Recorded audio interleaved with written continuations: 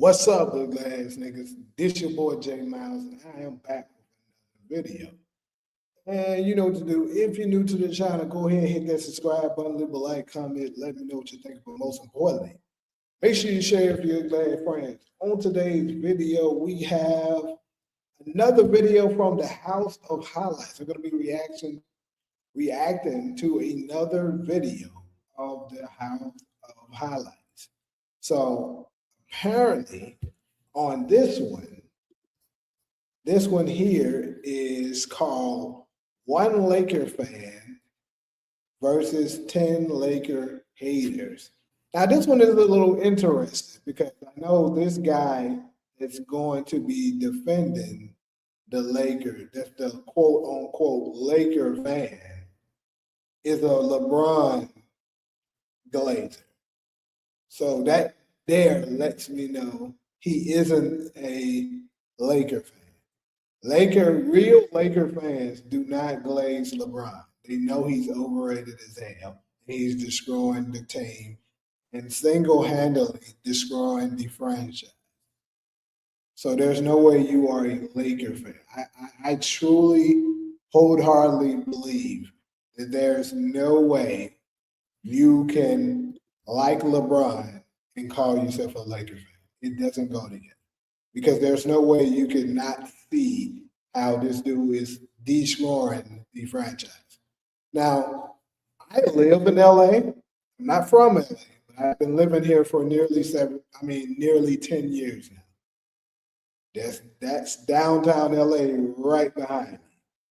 Crypto.com arena is right around the corner. If I go outside and just turn around, walk 5 minutes, I'm at crypto.com arena. So I know what Laker fans, the real Laker fans, are like. And these guys are absolutely not that. You know what I'm saying? They're not that. You can't tell me that you're a fan of LeBron destroying the team, blaming everybody for when he fails, disrespecting Kobe. Like, bro. Anyways, excuse me, that rant ain't supposed to happen right there, but you know, LeBron fans get on my nerves, along with a ridiculous Kane. Anyways, I haven't seen this before, so this is going to be my first time taking a look at this. So let's go ahead and just dive right on in. Honest by the media. You tune in to watch basketball because the Lakers are playing. That's why you watch. Do they have more championships?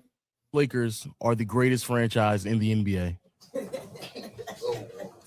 Now, I'm going to stop it already with his first claim.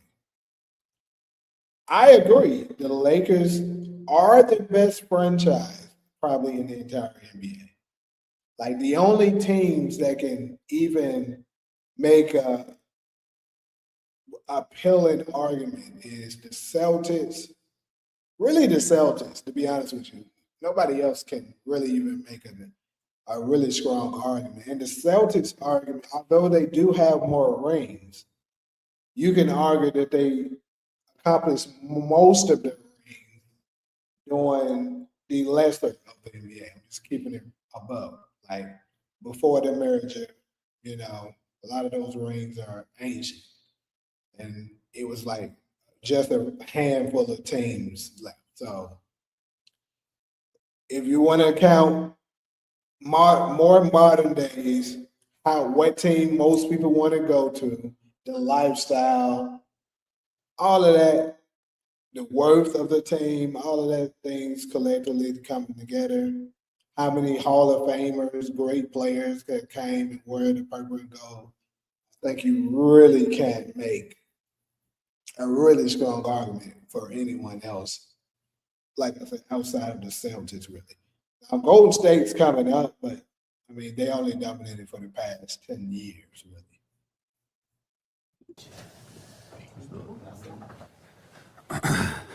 What's up, man? Not much, man. Not much. 5 of those titles belong to Minnesota, not to LA. Okay. You still hanging on to that bubble? Now his very first point is very valid. Because some of those Lakers rings are the same thing that I just said about the Celtics. RO. And, you know, it was at first the Minneapolis Lakers opposed to the Los Angeles Lakers. But, I mean, if he's making the case that the Lakers is the greatest franchise, technically it's still the Lakers.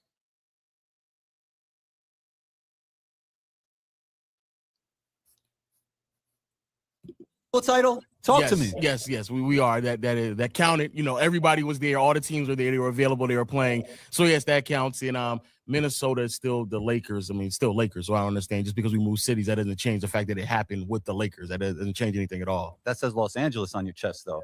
But the word that's bigger is Lakers. The Lakers are the bigger word there. That's what really happens. That's what really matters. Tell me about this bubble title. Glorified AAU.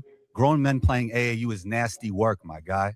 But they were all there, though. Everybody was there. The audience was on a Zoom call, and they were there too. Everybody was there. If anything, that should make it. We're getting way too ahead of ourselves. Look, all I know is this: this is the greatest franchise ever, bro. This is second most championships in the NBA. You're talking about what we did back in the day. That still counts, especially you're gonna count what the Celtics did. And on top of that, we've been able to stay relevant practically every single last decade, star after star after star. That's something that no other franchise in the league can say. All so you flash, sitting there talking no about substance. one. How is it no substance? And it has more. Flash. You never developed nobody. Okay, Who'd you develop? Let's calm Magic? down. We're getting That's way too ahead of ourselves. Who your favorite team? Myself, Combo. Oh, okay. Good answer, because you know for a fact your franchise wouldn't be able to match up with mine. So that's a really, really great answer. I am the franchise. Yeah, you would have to say that because no other franchise would be able to match up with the Lakers. So you would have to say those things. But look, Lakers are the greatest franchise in the NBA. You tune in to watch basketball because the Lakers are playing. That's why you watch. Let's be honest with No, ourselves. it's forced upon us by the media. Oh, that's a very, very good rebuttal by my guy here, part of the 10 Laker haters. They absolutely force you to see it with the media. Nobody gives a damn about LeBron James. And they keep forcing you, LeBron James just did 10 points in 4 minutes. The first guy to do this at the age of 41. No one cares. They force you to see it. And the Bron sessions go to dipping themselves in that honey, like my boy Charles say, and go to torquing it up. Like this guy is about to get ready to do. Everything Lakers. But you can't tell me who you watch though. All you guys did this season was sell a bunch of Luka and Bronny jerseys. Come on. You still can't tell me. And this is 1 year. We're talking about the course of the totality of their existence. By far the best franchise in the NBA. You can't even refute that right now. The Celtics are the most dominant franchise, and they always been in Boston, man. What happened in the 90s? What happened in the 90s? What happened in the 90s? You tell me. What happened in the 90s? You guys missed more play. You guys. That's not a good argument on your behalf, my boy, because how can you mention the 90s when the Lakers didn't win in the 90s either? That's a whole decade where the Lakers didn't. Now, did they make the finals? Yes. They did not win. Let's see. In 1990, the Detroit Pistons won. 91, the Lakers made it to the finals, but they lost in 5 to Michael Jordan's Bulls, which is his first championship. Then the Bulls went on to win 3 straight, as we know. Michael Jordan retired, so the Houston Rockets won 2 in a row, so that's 94 and 95. Michael Jordan returns, wins 3 more, 96 to 98. And then in 99, the Spurs won. So the Lakers didn't capture a championship at all in the 90s. So I'm not understanding why he's bringing up. Maybe he's going to explain. But, I mean, they didn't do anything in the 90s. Missed more playoffs than you made. You guys missed more playoffs than you made in the past 20 years. So what? 20 years. You see how you stopped it at 20 though? You see how you stopped it at 20? What, you want to go back to the 60s? We didn't do I keep saying the whole thing. When you were in Minneapolis? It's still Lakers, dog. You talking about Might different as well cities. Because now you got to go back to Minneapolis. Hey, I like this guy. I didn't like when he was trying to hit on Kobe that time, but hey, I like this guy. He's kind of, he's coming with that heat a little bit. It's the T-Wolves. Lakers. Tell me what talent the Lakers have developed. Bro, Tell me. You're getting a little too ahead of yourself right now because You keep saying that. First of all, Kobe, Magic, a bunch of. You got Kobe from Charlotte. Where did he develop from though? Where did he? Hey, he got a point because Kobe was drafted by Charlotte. So technically, I mean, but let's be real. The Lakers developed Kobe. Like they drafted him, but Kobe never even played for no.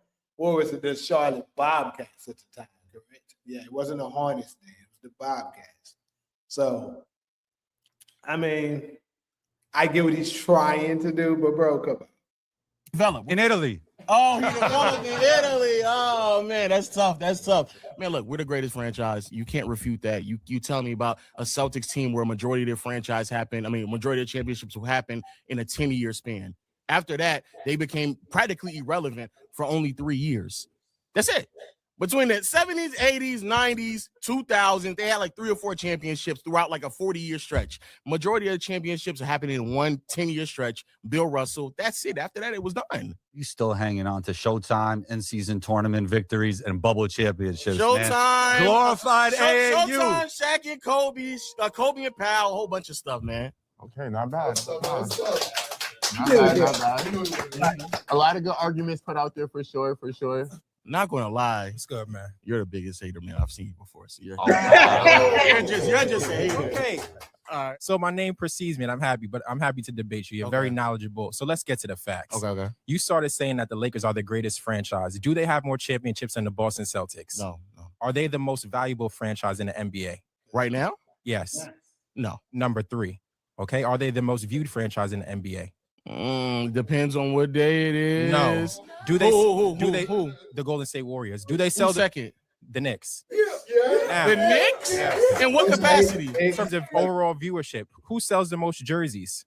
I think it is. I think it's the Lakers, actually. It's the Golden State Warriors. Golden Stephen State Curry, Warriors. the number Yo, one. let's jersey go. seller. I'm sorry, man.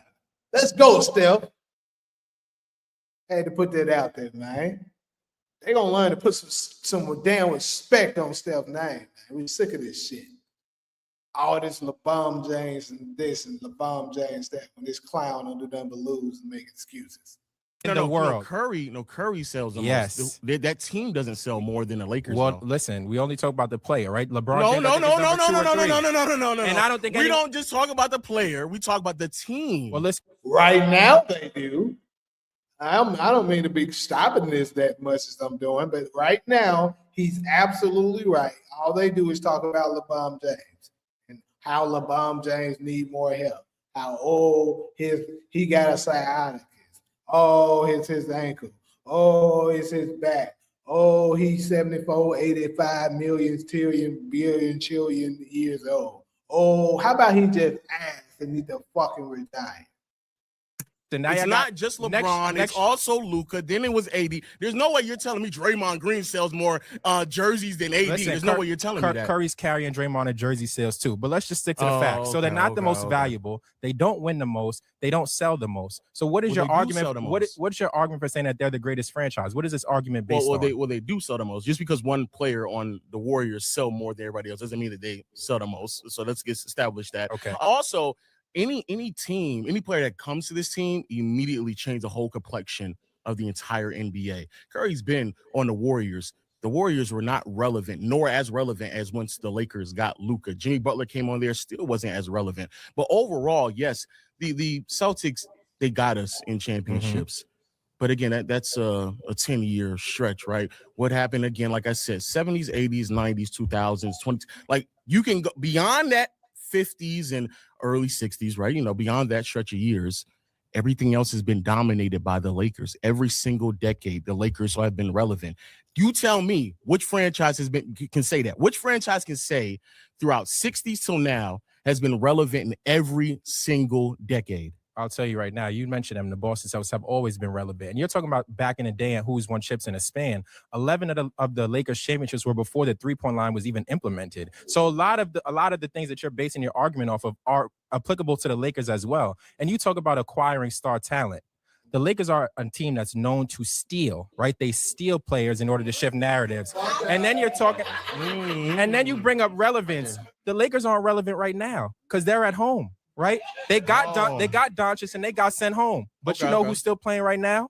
Who? Wardell Stephen Curry, number 30. Well, technically speaking, he's not playing right now. Well, he won't play tonight. Technically speaking, he wasn't. The Warriors have the best medical staff in the NBA. He will be back. Last time, wait, let me ask you, the last time the Lakers played the Warriors in the playoffs, what happened?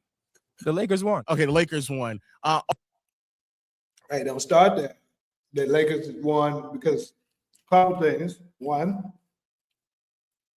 Warriors were a little bit dysfunctional because of the Draymond situation. That sounds like an excuse, so I'll let that alone. But the referees were actually also motherfucking cheap, like they always do for any team that got the bomb hands.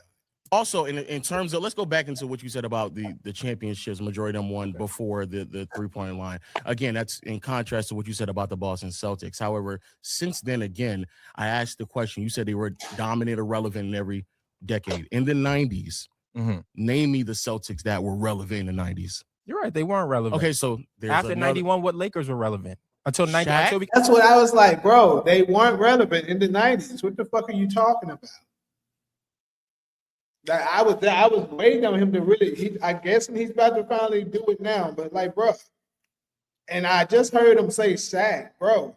Shaq didn't come to the team to what 96, but they were still getting their ass whooped. They weren't relevant. In 2000, I think like maybe 98 they became a little relevant, but that's like towards the very end of it. They still didn't win shit. 2000. That's not in 1996 when we got Shaq. They were relevant, correct? Did they win? Relevant. Winning matters. If we're talking about winning, then that's even a bigger gap for the Celtics. So don't set yourself up for that. Because after Bird won, it was 2008 until they won again. You're correct. And then you're talking about stealing and acquiring. They didn't get another championship till they got KG and Ray Allen. So let's establish that again. Correct. So again, so from the end of the Bird era when they won up until the one championship in 08, up until just last year, we're talking about one chip in what, 30, 35 years? You call that relevant? You questioning the relevancy of the Lakers within that time frame, but you bring up the Celtics who won one championship in a 35-year period. Stop it. And again, they don't have to be the best in every single last category. I mean, my goodness, you hate on them enough anyway. Don't give them even more ammo. But if they continue to dominate the way they do, they may not be number one in jersey sales, but second. They may not be the most watched, but third, fourth. I mean, and I don't know about the Knicks. The Knicks maybe recently because of Jalen Brunson, but for most of our existence, it's been the Lakers. Yes. So I think you made some very, very valid points. But the fact of the matter is, I asked you, why do you think they're the most valuable franchise? And your answer was they were relevant. In my eyes, being from New York, relevance isn't enough. You have to win to be the best. And the Lakers have not done that consistently. And that's the reason why they're home right now, because they're acquiring talent and it's not homegrown. And that is why the Golden State Warriors and Stephen Curry are the most relevant franchise and the model franchise for all teams in the NBA right now. And what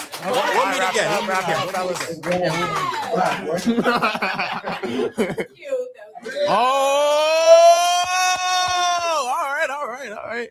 Speaking of 6 years, beating your Lakers in 91, MJ outshining Magic Johnson. And the only reason why people still talk about the Lakers is just the media hype. You guys absolutely disrespect all your role players. Even if you win your championship, you're not grateful. Like how Danny Green got depth threats when he missed a shot in Game 5 of the 2020 finals. You guys trying to hype up talentless Horton Tucker like he's next on deck, and he's pretty irrelevant now. Since he left the Lakers, right? He's been pretty irrelevant. Yeah, since he left the Lakers. How do you know about T.I.? Speaking of Taylor and Horton Tucker, I must admit, like, I'm in this Facebook group. I remember this clown that was swearing up and down that Taylor Horton Tucker was, like he said, up next, and that if he was given the opportunity, Taylor Horton Tucker, THT, would be a 20-something plus points per game scorer and able to lead a team. That last niggas was really making arguments for this. Excuse me. Like, they were making arguments for that. I was like, bro, that nigga is not that guy. Stop it. And then he got his ass traded. Look at him now. I don't even know. Is that nigga still in the league? I don't even know. It's crazy. HT. Because everyone overhyped him like Because he's he was some on big the thing. Lakers. But Okay, the thank you. Lakers fool a lot of people with their role player hype. Oh, okay. He just told the guy before you just told me that people don't know about the role players. They're just nobody knows them. But now you're telling me that everybody now knows them. Again, most relevant, consistently, one of the better teams in the NBA, especially in contrast to other teams.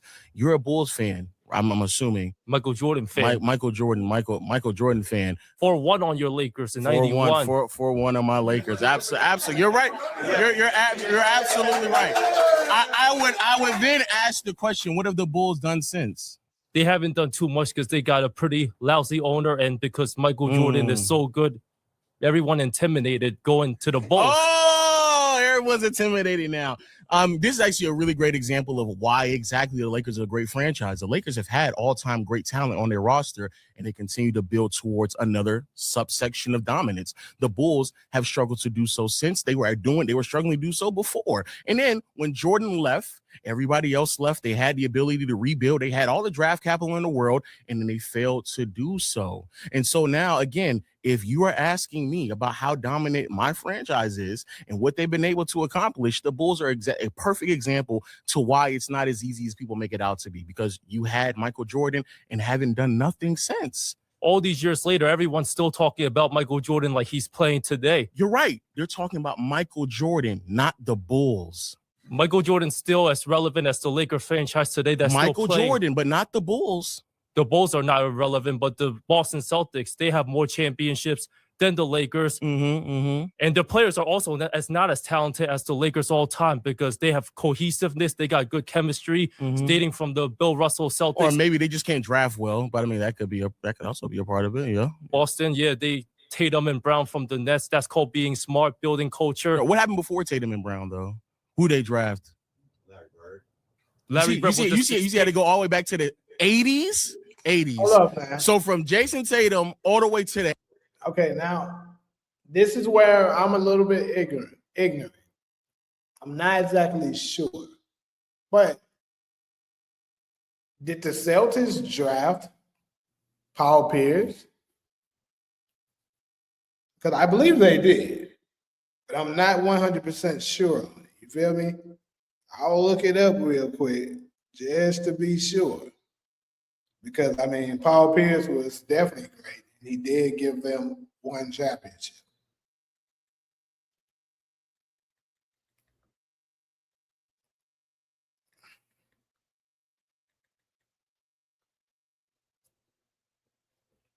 Yeah. Paul Pierce was drafted. So why you go? He didn't got to go all the way back to Larry Bird.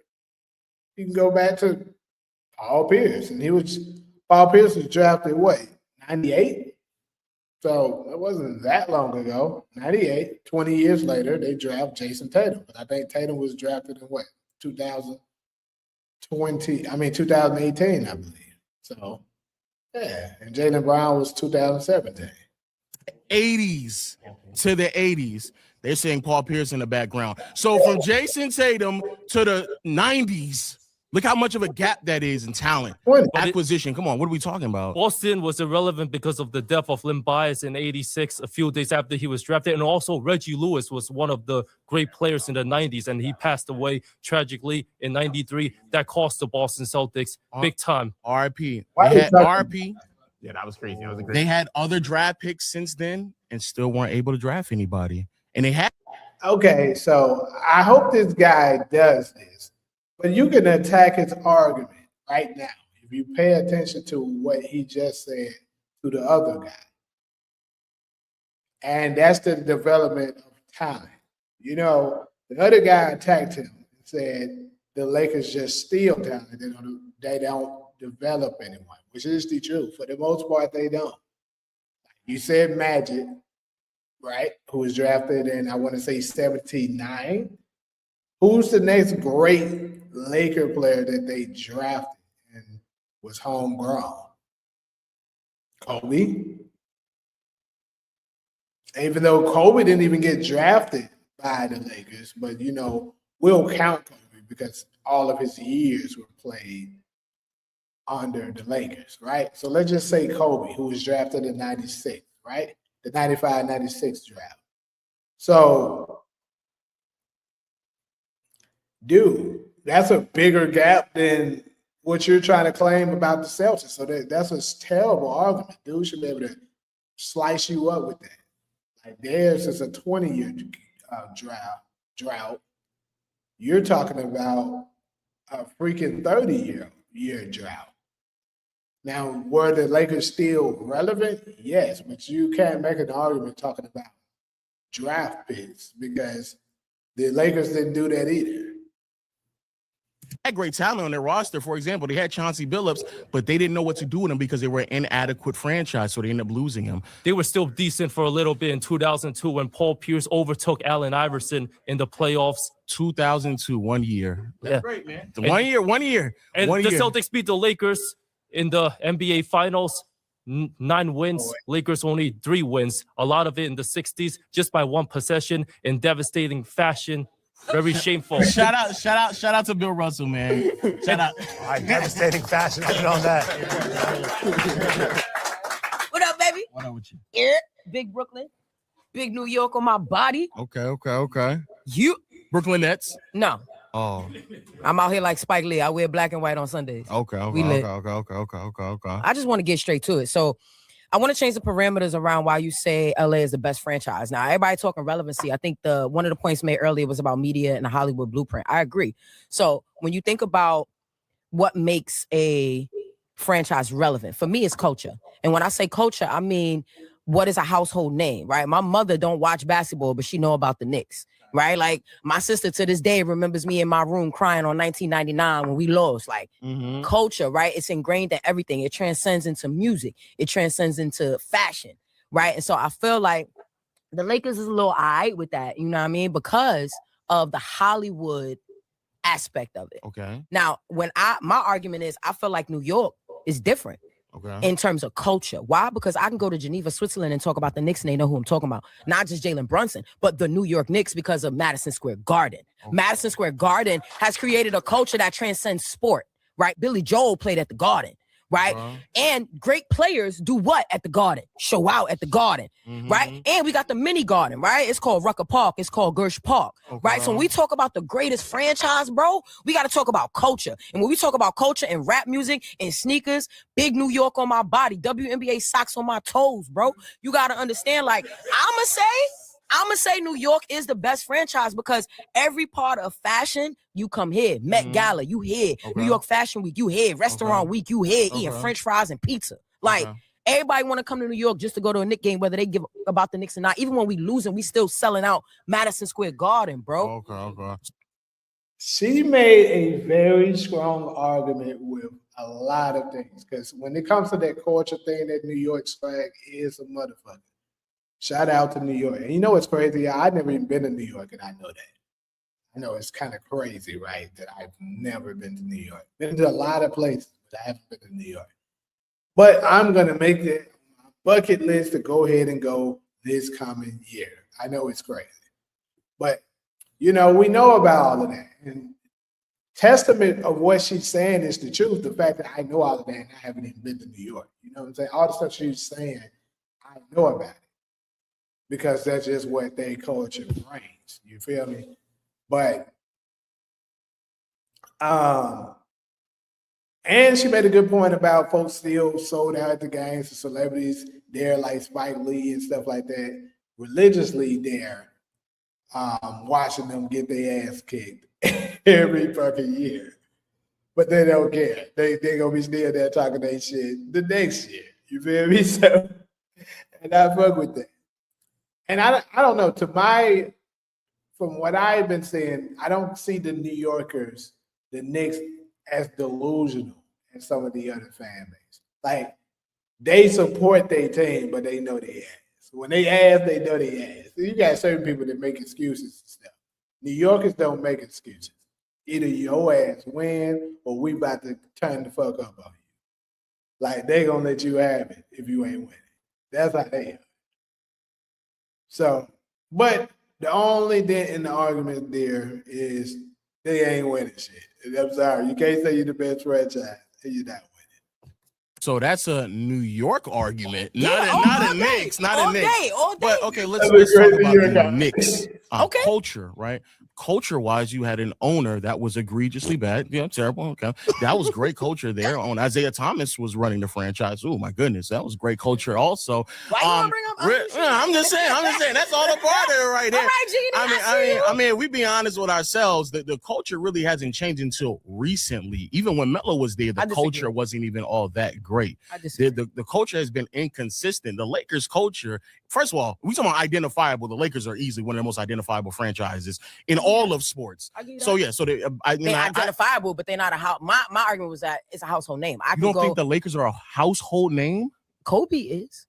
You don't think the I give Magic. You don't think the Los Angeles Lakers? No. When I travel abroad, no one's talking about the Los Angeles Lakers. They're talking about the New York Knicks? Yeah, they are. Yeah, they are. They're big Nick on my body, bro. Yes, they are. They're talking about the Knicks before the Lakers? Yes. More people know. Because New York is better, bro. New York. Say right, the city. And where the Knicks come from, bro? The you city. saying the city. You said to my man that he couldn't talk about Minneapolis because the Lakers in Los Angeles. Right, they're synonymous. They're synonymous, right? LA, Lakers. Okay. New York. All right. You see the choir in the back, bro? So all I'm saying is they great, they cool, they cute. No, Kobe, rest in peace, GG. We love y'all. However, when we talk about culture and it transcending beyond sport, is my argument why the New York Knicks are the greatest franchise. Basketball culture, we sucked for 15 years. And I was mad. I was mad we were there. So you admit it. We were bad basketball culture. See, that's a testament to exactly what I was talking about right there. New Yorkers aren't delusional. Like, she just openly admitted that they sucked for fucking 15 years. That's what I'm saying. Like, from my knowledge of being around New Yorkers and stuff like that, and, the brief conversation with the small set of Knicks fans that I've grown to know, they're not straight delusional. Like, Lakers fans, Lakers has been winning so much that it's kind of hard, hard for them when they're not winning. That's why at the beginning of this video, I was like, real Laker fans don't fuck with LeBron, because LeBron is a fucking loser in the purple and gold. They just keep making excuses for him each and every year. They're not Laker fans. There is a difference. But when we talk about overall culture that makes a franchise relevant, no, I think there's a lot of similarities. Y'all got Spike Lee, they got Jackson on the sideline. There's a lot of similarities. Who knows Jack Nicholson now? The point I'm making, there's a lot of similarities. The difference is one wins more than the other. Okay, and we're talking about the actual team, not the city. The team in the city that it's from, and so that's what I'm talking about. I'm changing the parameters. Yeah, you're changing it. Yeah, of course. I'm talking about which city. I'm talking about which team is better. That comes from the better city. That's what I'm saying. So why can't Brooklyn? Why don't the Brooklyn Nets get that love? Because the Brooklyn Nets, one, they're very small. It's like America talking about Africa. America only been around 200, 300, 400 years. Africa been around for eons. So it's the same. If you're talking about the New York Knicks, who've been around, literally, they're one of the founding franchises of the NBA. And what have they been doing since their foundation? Oh, they've been doing everything. We've been doing everything. If you're only gonna go with championships, that's what we're talking. We're talking about winning, relevancy, the dominance of the actual team. No, that's what you're talking about. I'm talking about culture. I'm talking about I could go abroad and somebody know who the New York Knicks are. All right, double bang. Wrap it up. LA is one of the worst places in the world. But that doesn't necessarily reflect on Lakers versus Knicks judges. Yeah. What are we looking for? How did this one go? I would say that I'm kind of disappointed in us right now because I wanted to stick to our arguments. I feel like he kind of really stayed on topic. A lot of us kind of more opinion-based, a lot about the stuff.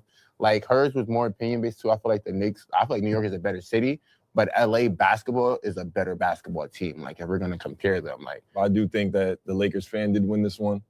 The reason I choose that is because you guys were, as the fans, you guys were moving the totem pole a little too much. He asked who the best franchise was. and he claimed that the Lakers was the best franchise. As far as the Boston Celtics being the only argument, and the Golden State Warriors as well. I know you brought up there's the medical staff, Wardell Curry, things of that nature, and it's a good point. I think, yeah, absolutely. I think those were all great points, but none that could refute the fact that everything he brought up about the Lakers, yes, they do bring in superstars, but being a great franchise organization, you guys got to bring superstars in. All right, I'll go last. I'm gonna give it to the fan. No.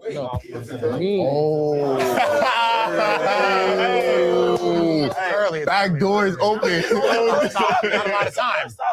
He stayed on topic about the franchise. Obviously, the Warriors and the Celtics, like my opinion, they're a better franchise, which was a valid argument. But y'all didn't even talk about the Spurs. It was some couple of teams that y'all didn't bring up, and y'all just focused on your team. It's tough because room full of New Yorkers don't want to applaud Boston, but that probably was the way to go. Yeah. All right, let's go to the next topic. Kobe Bryant is a top 5 player of all time. He might be some kind of Laker fan because most LeBron fans will try to downplay him and say that Kobe isn't top 5. And I think anybody who doesn't have Kobe in their top 5, this is my opinion, something is wrong. And if you don't have to be your top 10, you just hate. You just misinformed, like maybe too young to know better, or you just hate. There's no fucking way. You could have literally watched Kobe Bryant, but he's not top 10. There's no fucking way. I'm out of his way. Oh, he came straight to the seat. I like that. How you doing? I'm doing well, man. Oh, that's great. All right. Seem like you're ecstatic about this one. I am. Okay. I am. So Kobe Bryant's a top 5 player of all time to you. Yes. Would you care to list the other 4? No order needed. I can. Michael, LeBron, Kareem, and then Duncan between. Stop naming LeBron. This nigga's not top 5. He's fucking trash. Sick of them putting this bomb in categories that he don't fucking belong. 4 and 5 were Kobe. So you don't have Magic over Kobe? No. Why? 2-way impact, did it longer, just as many championships winning wise, and he was able to sustain impact longer than Magic was. He was able to sustain an impact longer. Yeah. Magic's career did get cut short in 91. It did get cut short, for sure. Fair to Magic. How would you describe Kobe's last several years in the NBA? Bad. I mean, it was 3 years where he tore his Achilles, so yeah. Yes. But what did the Lakers really do, and Kobe especially, do of note after their 2010 championship? During Kobe's career? I mean, they still competed, made the playoffs, tried to make another run at it. I think if we're going to hold the 3 years post 2010, is kind of, I don't know, there's majority of top 10, top 15 players that have those stretches throughout their careers. So he had that stretch right towards the end of his career, the 3 where he's healthy and then the 3 where he's not so healthy and kept playing. And then let's talk about the beginning of his career, where he kind of understandably had a slow start, very young coming into the league, especially on the first half of those 3 rings. Definitely more Shaquille O'Neal. Heavy, right? Wow. No, it's not, bro. I'm so sick of you clowns saying that. I need to know if this dude and LeBron, man. They the only ones with that stupid talking. No, the fuck it wasn't. Kobe will only average 1 less point than fucking Shaq. And in the Western Conference, where most of the heat was done, where most of the competition lied, Kobe was that guy. He was the one doing most of the damage. Shaq dominated more in the finals, yes, but that's against a weaker conference that didn't have the same dominant presence defensively to be able to deal with Shaq. The only one that kind of was still dominant defensively coming out of the East really was the Dikembe Mutombo. And Shaq tore his ass. So y'all need to stop with this. It was literally, that's the reason why Kobe got tired of this. He got tired of clowns like you making arguments like that. It was like Scap said when he was on here. It was a Batman and Superman type of situation, not a Batman and Robin. It was the same as equivalent to Magic and Kareem and Steph and KD. It was the exact same thing. 2 very dominant superstars on one team. Not no sidekick type shit, but 2 really dominant players. I think we can agree on that. Okay. Where does Kobe's kind of prime come in and this like longevity? And dude, how you gonna agree to it? It's not a fucking agreement. Look at the fucking numbers. Look at the Warriors. I think prime-wise, you can start it from either 2000 or 01 all the way to 2013. The peak of what you may be referring to is definitely in between like 03 to 2009 and 2010, which is, I think, a pretty long, sustained level of excellence. And I think, again, if we're starting at 2001 to 2013, it's like 12, 13-year stretch. Sure. So, and they did a lot of nothing in the middle, right after Shaq left and before. What, Pau 2 or 3 Gasol. years? It was like 4 years at least. 4? Okay. 4. I mean, All okay. right, all right. So we're talking about 2000, right? And even then, in 2000, that's if you're gonna call that Kobe's it's 3 prime, years. that first ring, still very heavy Shaq stuff here. The first ring, yes. Okay. Okay. So we're really talking about like 2001, and you said all the way to 2013, but I'm saying they really didn't do that much from 2010 to 2013. Yeah, name. So What is we your really top? What's gotta- your top 5? You got LeBron. Got Michael Jordan. LeBron. You started with LeBron, and you're talking about winning I didn't championships say. throughout a Did I stretch say in here. order? I just, Okay. I'm just. Okay. This guy, maybe I've been kind of hearing wrong about it because I'm glad he checked that. Because you can't start with LeBron. LeBron is not top 5. You fuck with no one saying. Now he's him saying LeBron is top 5 is crazy. Still, I can at least entertain it. But you can't start with LeBron and then talking about championship. LeBron is 4-6 in the finals, and you really don't even have fucking 4 championships. That bubble shit don't count. And then he got saved on a lot of them on super teams. So y'all need to stop this shit. I'm saying you said LeBron. I'm saying right. you were able to acknowledge that somebody can But I'm still not be saying great them in without order. winning a I'm not saying championship. I'm Okay, saying is yeah, you can yeah. acknowledge that somebody's being great without them having to win a championship, correct? Sure. Okay, I so mean, LeBron and who else? But all right, LeBron, Michael Jordan, Okay. Tim Duncan, Magic Johnson. Okay, Tim Duncan's another one where he went through stretches of years without winning a championship, correct? Yeah, but like what happened between two? Tim Duncan never even won back-to-back. As great as a player Tim Duncan was, he never won back-to-back. He barely even went to the finals. I think he may have went to the finals 2 years in a row. Let me be sure about it. Because his first championship was in 1999. They didn't make it to the finals in 2000 to 2002 because the Lakers made it. They won in 2003. They didn't make it to the finals in 2004 because the Lakers was there and they lost to the Detroit Pistons. They won in 2005. They didn't make it to the finals in 2006 because the Dallas Mavericks did when they lost to the Miami Heat.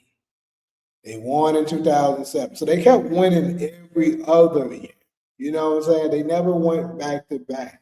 They never won back-to-back, and they never went to the finals back-to-back.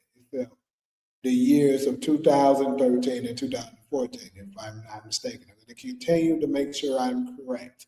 No, matter of fact, I don't even have to continue. I already know this because Tim Duncan is 5-1 in the finals. His one finals loss came to the 2013 year against Miami. So they never even went to the finals back, let alone win one. So technically, by your definition and your logic, Tim Duncan shouldn't be in there either. That's a great counter by the Lakers fan here. 2007 and Did Tim Duncan have the 2013. teammates that Kobe had? No. But I'm asking, between 2007 and 2014, though, that stretch of years, what was he doing? He's in the playoffs, was he not? Okay. I just want to address the teammates argument that the guy made. You actually can say that he did. And I know that might sound crazy with me first saying it, but let's go ahead and set aside Shaq. If you take Shaq away, and let's just deal with the years where Kobe didn't have Shaq, you can say it's quite even. Because Kobe had Pau Gasol. Then his next best player after Pau Gasol was what? Maybe Lamar Odom, Bynum. I mean, they're good players, but let's be real, they're not Hall of Famers. And Tim Duncan had Tony Parker, who's clearly a Hall of Famer, a Finals MVP. So the fact that he's able to capture a Finals MVP lets you know how good he was. He had Manu Ginobili, one of the greatest six-mans of all time, Yes, he was a sixth man, but let's be real. We all know he could have went to any team and started at the shooting guard position. So he was, and clearly another Hall of Fame level player. And then, I mean, he had role players around him, nice, solid role players. And I think Kobe pretty much had the same thing. So I think it's kind of even, in my opinion. They not beat the Lakers? No, well, not in that time. I would say in that time frame, the Lakers beat them. No. In that time frame, the Lakers actually beat them. But the point I'm making is that when they made the finals in 2013, right? And they lost in 2013. Okay, but we're talking about the Lakers like competing. You said that in the making the playoffs is competing. So the Spurs are always in the playoffs, right? It's just one. It was 1 year where Kobe didn't make the playoffs. And that's So wrap. Yeah, that's it. Please get this guy. He was terrible. They shouldn't even invite him back. His argument was absolutely awful and garbage. He didn't make one good point. Like, if you've been seeing me, I've been being fair about it. When the haters make some great points, I back them. When the Laker fan makes a point, I back them. But this dude didn't make one good argument. Like, you were terrible. All right. Yeah, Come on, fans, fight back. Top five. Come on, man. Top five. There's 3 Lakers that are better than Kobe. And rest in peace, Kobe. Okay, he's already lying. I like you, bro, but nah, you can't do that, bro. And then this is the crazy part. I'm not even a Kobe fan. It make it seems like I'm a Kobe fan, but the thing is with me is that folks have been disrespecting Kobe so much since he's passed away that I find myself having to defend him so much. Like, I grew to like him more his last year playing because I was like, bro, I can't hate on somebody this great that wants it that bad, that plays this hard, that puts so much dedication to the game. You know what I'm saying? So that's what made me grow to like him towards the end. LeBron, I would never like him. And the crazy part is I liked him in the beginning of his career. Like his first years of Cleveland and Miami days, I did. And I was kind of under the spell a little bit during his Miami days. And then towards the back end, and for sure the beginning of his second round of Cleveland, that's when I was like, yeah, this nigga's overrated as fuck. This nigga's a clown. And it kept getting worse and worse and worse. And then he just made a complete circus out of his career now. He's an absolute clown since he's been with the Lakers. So, but yeah, bro, you cannot say there's 3 Lakers better than Kobe. I swear to God, if this dude says LeBron James is a better Laker than Kobe, I'm going to try to find a way to get in this damn thing and slap the fuck out of him for lying like that. The only person that you low-key can, well, let me see. The arguments that you can make to say better than Kobe, which I think is still crazy. I'm just going with what people may try to argue. You have Magic, Kareem, I suppose. You really can't argue Jerry West because he was 1-8 in the finals. Let's be real. And who else would you try to argue? You can't say LeBron James. Nigga's trash. He hasn't done shit on the Lakers. So, what other Laker can you say is better? Like maybe you're talking about people in the other careers, but Kobe's. I guess you want to say, so maybe they're talking about their overall careers, even if they were playing for another team. So that would include Wilt. What you want to say, Wilt is better than Kobe? In my opinion, that's a no. But that would include Wilt, Jerry West, Magic, Kareem. And I guess he's trying to count LeBron James, I'm guessing. Let me hear. Will Chamberlain, LeBron James, and Magic. Get your ugly ass on, man. Stop lying all the time, bro. I'm sick of these clowns lying like this. That nigga is trash, bro. LeBron James is not nowhere remotely better than this man at anything, bro. That's a crazy. LeBron James isn't better. How do y'all fix your mouth to say that he's better than Kobe when he's not better than him at anything outside of passing, maybe? Passing is the only thing that you can argue, and possibly rebounding. That's because he's stat pass for rebounds, and he's bigger and taller. He should get more rebounds. But things that you just, your physical size doesn't help you with, you're not better than Kobe at shit. Kobe's the better shooter. He has way better footwork. He is way more skillful than you. He's a better closer, the better finisher. He can better ball handler. He's a better defender. Bro, he's just better than this man. If you look at him through the eye test, you'll just see it. This dude is just nice. LeBron James, you watch his game, all you're going to see is a bunch of offensive fouling, trying to power his way to the hole. That's all he's good at. He's not better than him. Y'all folks are fucking clowns. Magic Johnson, the greatest Laker. Okay. Tim Duncan, you already admitted, is better. And we all know Michael Jeffrey Jordan is better. You just say he's not the better fucking Laker. How the fuck are you talking about Tim Duncan and Michael Jordan? Neither one of them played for the fucking Lakers. You're already killing your argument, boy. I went from liking you to starting to turn against you now. You cannot say shit like that. Better than Kobe Bryant. So how is he in the top 5? My guy, there's not 20 top 5 guys. Why is Wilt better? He averaged 50, bro. Well, did he win? Of course. No, did he win? He won a championship. No, did he win averaging 50? But he won a championship and he averaged 50. So he didn't win. Okay. Changed cool. rules. All right, cool. You know he used to dunk from the free throw line? He tried to do that. No, he and did it. Changed it. He did it behind the scenes. They didn't do it. Great for Wilt. But who's the greater player? But who's the greater player? I would say Kobe is. How so? Because Kobe's impact, again, just because you go out there and put up a bunch of numbers, that does not, if it don't translate to anything. Then basically, judging by what you're saying, LeBron James can't be better than him, which I would agree with you right now. It's more than just numbers, but all LeBron James has is numbers, and y'all try to claim he's better than him. That's stupid.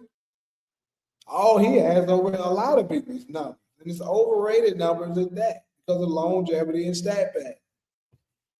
Doesn't mean nothing. Something that will openly acknowledge himself. That's the reason why he adjusts his game as he continued to get older. So the idea of him going out there averaging 50, but if it didn't relate to anything, what is the point? Right? So Kobe had the ability to go out there and average 35 in a slower pace era, much more updated and modern, while still also adjusting his game to compete at a very high level while still being a dominant player. This era is all about analytics. He didn't do it as efficiently as Wilt. Well, nigga, these folks kill me with the efficiency thing. This shit is so stupid. The LeBron fans make the same dumb argument.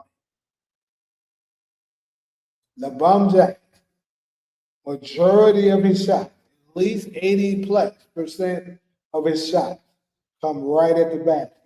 Wilt Chamberlain not being able to shoot at all. I'm pretty sure without even looking it up, 90-something% of his shots were right at the basket. Clearly, you're going to be more efficient, you clown. You cannot compare a person who drives all the time to a jump shooter and talk about efficiency. Jeez. And also, Kobe took a lot of bad shots. I mean, that's to his own fault, but still, that's the reason why his percentage isn't as great too. Or Jordan, or even LeBron. Well, the efficiency when it comes to Wilt is questionable with his free throw shooting. If you want to say LeBron and Jordan, that's fine. LeBron and Jordan, that's fine. No. But then you're bringing up other players that, again, Magic, not on the defensive side of the floor, and I love Magic. He was the best player on his championship teams. How? He was the best player on his championship teams. What proves Three that? of those of Kobe's came with Shaq. Well, what proves that? Watch him play. Kareem? He's Magic Johnson. Kareem was old at the time. Kareem was old. 40. Kareem was old when they won their first. Like LeBron. Kareem was old when they won their first championship. Yes. He was old. He was after 35. He won MVP when they first won exactly. championship. He's great. Okay, so how? And he's better than Kobe Bryant. Whoa. Kareem, I agree. If Kareem won MVP, I've already named three. I already named three. I said. Now I will take people making an argument that Kareem is better than Kobe. I can entertain that, although I don't think he is. I can entertain that because his resume speaks for itself. He's accomplished a lot. He played the game the right way. I can accept Kareem. That Michael, LeBron, Kareem, and then Duncan and Kobe to me are interchangeable. Michael Jordan was better, right? We got to name him. I said Michael, LeBron, Kareem, and then Tim Duncan and Kobe interchangeable. Larry Bird, 3 MVPs in a row, 30, 10, and 10. No. Clearly the more efficient, the better rebounder, the better passer, and the better scorer but than Kobe not the Bryant. better winner, though. What do you mean? He won 3 MVPs in a row and 3 championships, and he was clearly the best player on his team. Who has more championships? It doesn't matter. Oh, He it won doesn't matter. No, because How does it not matter? Because Shaq was the best player on 3 of those teams. Well, okay, what was Larry Bird? You think if Larry Bird had Shaq, he wouldn't win 7? I don't know that because when Larry Bird when Larry Bird didn't have Shaq in his first championship, Larry Bird had like 2 games where he averaged less than 10 points. He posted up less than 10 points in 2 of those games. He was so underwhelming in his first championship. They gave the Finals MVP to Sedwell Maxwell when he was a rookie. No, it actually wasn't. It was like his second year, but he was good enough. You want to take it all the way back to rookie seasons? Kobe was shooting air balls. You would have that's crazy. You would have to do that for Larry Bird because it's such a short year. It's such a short career. Larry Bird did everything better than Kobe. Everything except for win more. Except play defense. And defense on top of that. He did more with less. Way better passer. He did more way better with less. rebounder. After Shaq, he did more with less. Yes, he did. He had McHale, Parrish. He couldn't win after that, so he had to bring in Magic, Johnson, LeBron, Bird, all make their teammates better. Kobe never did that. Bro, stop. But LeBron fans kill me, bro. I'm sorry. So fucking annoying. LeBron don't make nobody better. This nigga is a clown. Who has he made better? All that happens is when they're not winning, he blames them, say they're not good. Oh, we need this, we need that. He don't even make his coach better. He don't make his GM better. He just fucking blames everyone. Everybody that I know pairs up LeBron. They get worse. So how the fuck is he making people better? Now, if you want to say Larry Bird did, fine. But this guy has not made anyone better. Kobe didn't make Pau Gasol better? No, Pau Gasol made Pau Gasol better. Even though Pau Gasol one of the. How did Kobe make Pau Gasol better? When I'm from Memphis, so I watched a lot of Pau Gasol, right? That's actually around the time where I first started really watching basketball, like in that 02 range, right? Pau Gasol was a good player when he played for Memphis. He was not a great one.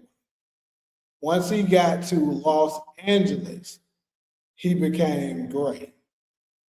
And that's when he finally started making all NBA teams and all-star teams.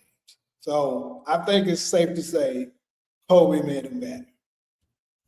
Most underrated bigs ever. Even though Pau Gasol said always himself, great. even though Pau Gasol said himself he made himself better. Come on, man. Derek Fisher said he made himself better.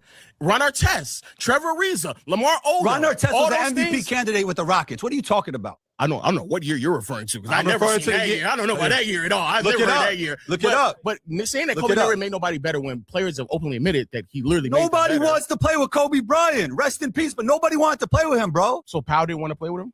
We got New York legends talking about like Smush Parker. He was the worst person. He didn't even talk to Smush. Ron Artest didn't want to play with him? What? Ron Artest didn't want to play Nobody with him? wanted to play with him, bro. So why did he come to the team? Why didn't Bro, they contradict themselves so fucking much. No one right now wants to play with LeBron James. Nobody wants to play with him. So he's in the same boat. He's a toxic clown. And the reason why I keep bringing LeBron up is because these people that's coming in here to hate are LeBron fans, as you can see. It's media driven, just like all your Lakers propaganda. Oh man, that's tough. That's tough. That's tough. Oh my God. Oh man, this is about to get really disgusting. Yes, sir. That's got to get really disgusting.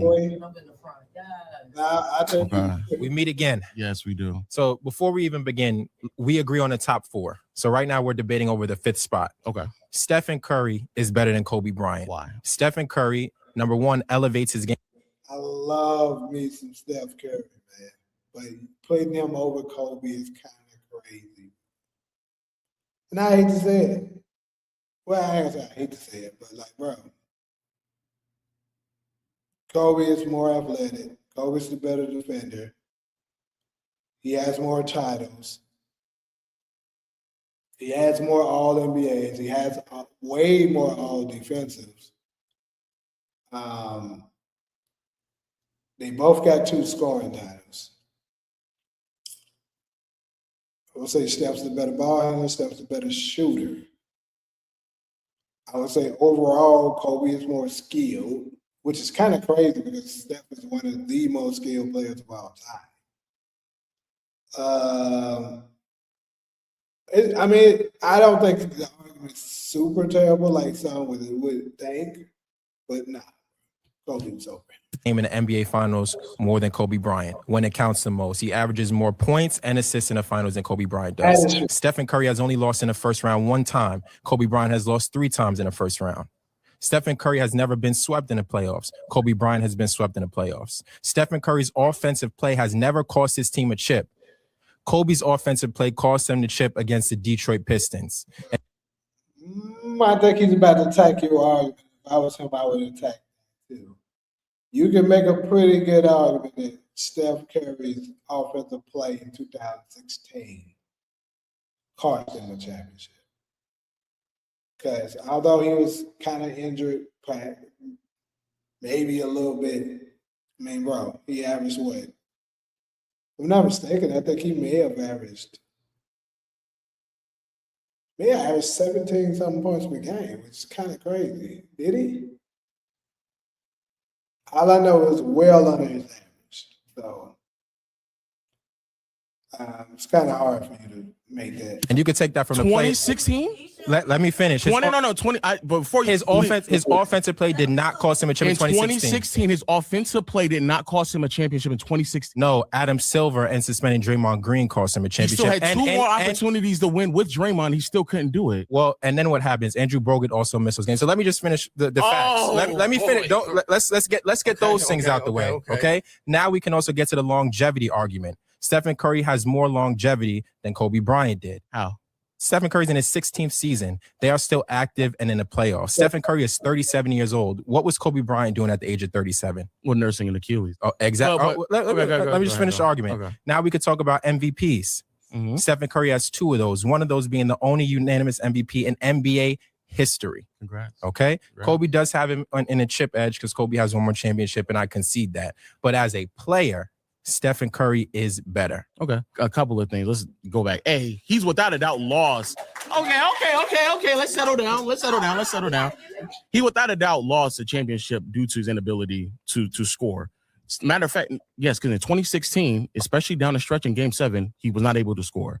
Furthermore, he's all right, y'all. So I had to actually do a pause on this video and stuff like that. But so I'm going to continue now. So if I actually covered this part already, I went back a little bit to make sure it lines up. But anyways, let's go ahead and continue this video. Talk about MVPs. Mm-hmm. Stephen Curry has 2 of those. One of those being the only unanimous MVP in NBA history. Congrats. Okay. Congrats. Kobe does have him in a chip edge because Kobe has 1 more championship, and I concede that. But as a player, Stephen Curry is better. Okay. A couple of things. Let's go back. A, he's without a doubt lost. Okay. Let's settle down. He without a doubt lost the championship due to his inability to score. Matter of fact, yes, because in 2016, especially down the stretch in Game 7, he was not able to score. Furthermore, his inability to create on his own was a big reason why they brought in Kevin Durant, because they were struggling against the Houston Rockets when KD was on the team. Not only he admitted, but Draymond also admitted as well that they needed someone to create for their own when they were switching, which I know you know that. All defensive teams, the whole other side of the ball, Kobe is far superior than he is. And then you also speak about MVPs. Congratulations, 2 MVPs to 1. I think you're intelligent to know. Yeah, that's one thing. I hope he's not about to go to imply that MVPs are, basically something that can be given and biasness plays a part in it. although that is the truth. I mean, 100%, Kobe should have more than one MVP. But the reason why I'm saying don't use that as your argument, because the same rule should apply to LeBron James. He got 4 of them. I mean, biasness. He shouldn't have one. I'm just saying. Because my thing is you can't give them MVPs when they're playing on Super Day. Like, that should disable you from getting it, because they gave LeBron James 2 back-to-back MVPs while he was playing for Miami. But yet Kevin Durant nor Stephen Curry got the MVP while playing on Golden State. Because typically, and even clowns like Nick Wrong, aka Nick Wright, has implied multiple times that usually the MVPs are given to players that's basically the best player on the best team. And that is the truth. Normally, that's what happened. Let's look at last year. Shai Gilgeous-Alexander won it. He was the best player on the best team. They had the best record. The year before that, Nikola Jokic won it. He wasn't the best player on the best team, but he had pretty good numbers. If you ask me, SGA should have won that year too. It's just my opinion. But anyways, typically, that's how they judge it, unless there's an outlier, like a player averaging a triple-double or something like that. That's on another team. But other than that, that's typically how it went. So in 2000, who won the MVP in 2017? I want to say like James Harden won it maybe. And, you know, Golden State absolutely had the best record in the NBA in 2013. They were 67-15. Now, the following year, maybe that's the year James Harden won, not sure. The Rockets had, I believe that's probably the year. The Rockets had the #1 record in the league. And James Harden won it. So you know what? Let me look that up real quick. Who the hell won the MVP in 2017?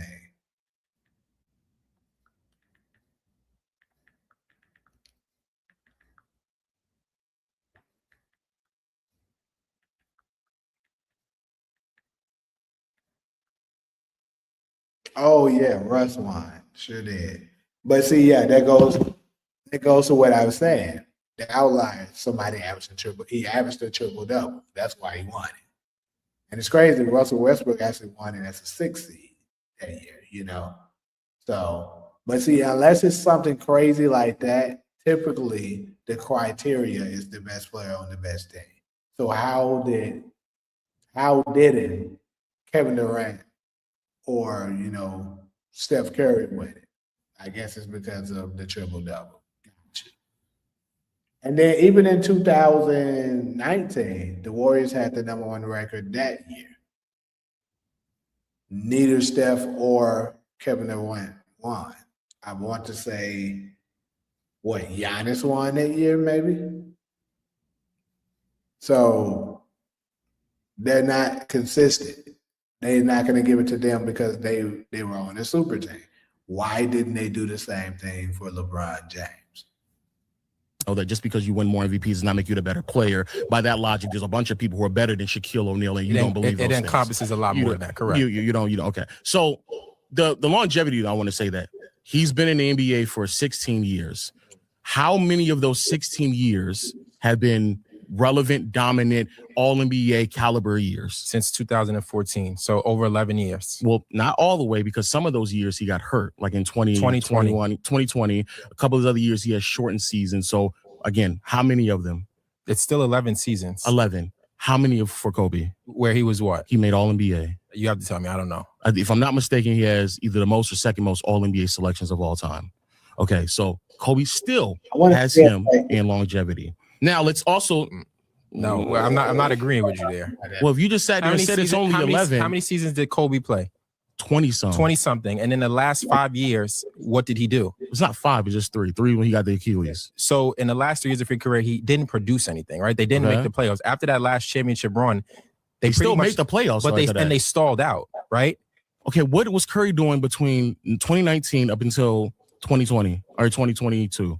He won a championship in 2022. I'm saying in between that gap, what was he doing? He was hurt for 1 year, then they lose in a play-in, and then what happens? He said, you don't want to see us next year. And then the next year he walked out and won a finals MVP. Okay, and then the next year, they lost, right? To Draymond Green punched to the Lakers. Okay. So I just want to establish, just because you go stretches without winning doesn't mean that all of a sudden you're relevant, right? The point I'm making is that you can still win. So even beyond 2010, Kobe is still relevant, playing really great basketball, 2011, 2012, and 2013. He's not playing great basketball, making all NBA teams and making all defensive teams, still making the playoffs, still being one of the best scorers in the NBA.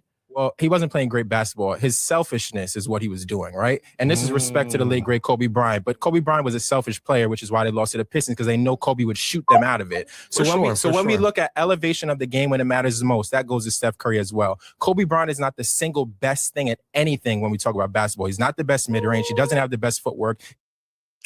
Kobe Bryant is not the single best at anything. I don't know if I can agree with that. Let's take a look here. I would be able to possibly have a very strong argument that Kobe Bryant has the best footwork of all time. You could argue it. I mean, obviously you got Elijah Wan, who has excellent footwork. Mike had excellent footwork. But I think Kobe had a little bit more added to his because he tapped into both of those players' footwork and made it his own while adding more to it. So you could definitely argue that footwork, and you most definitely, unquestionably can argue Kobe was the most overall skilled player of all time because he had no weaknesses. Kobe was good at everything. He doesn't shoot the best. He's not efficient. When you talk about being the best, he's not efficient. Kobe Bryant is not efficient. Well, that's a lie. That is a lie. No, it's a fact. No.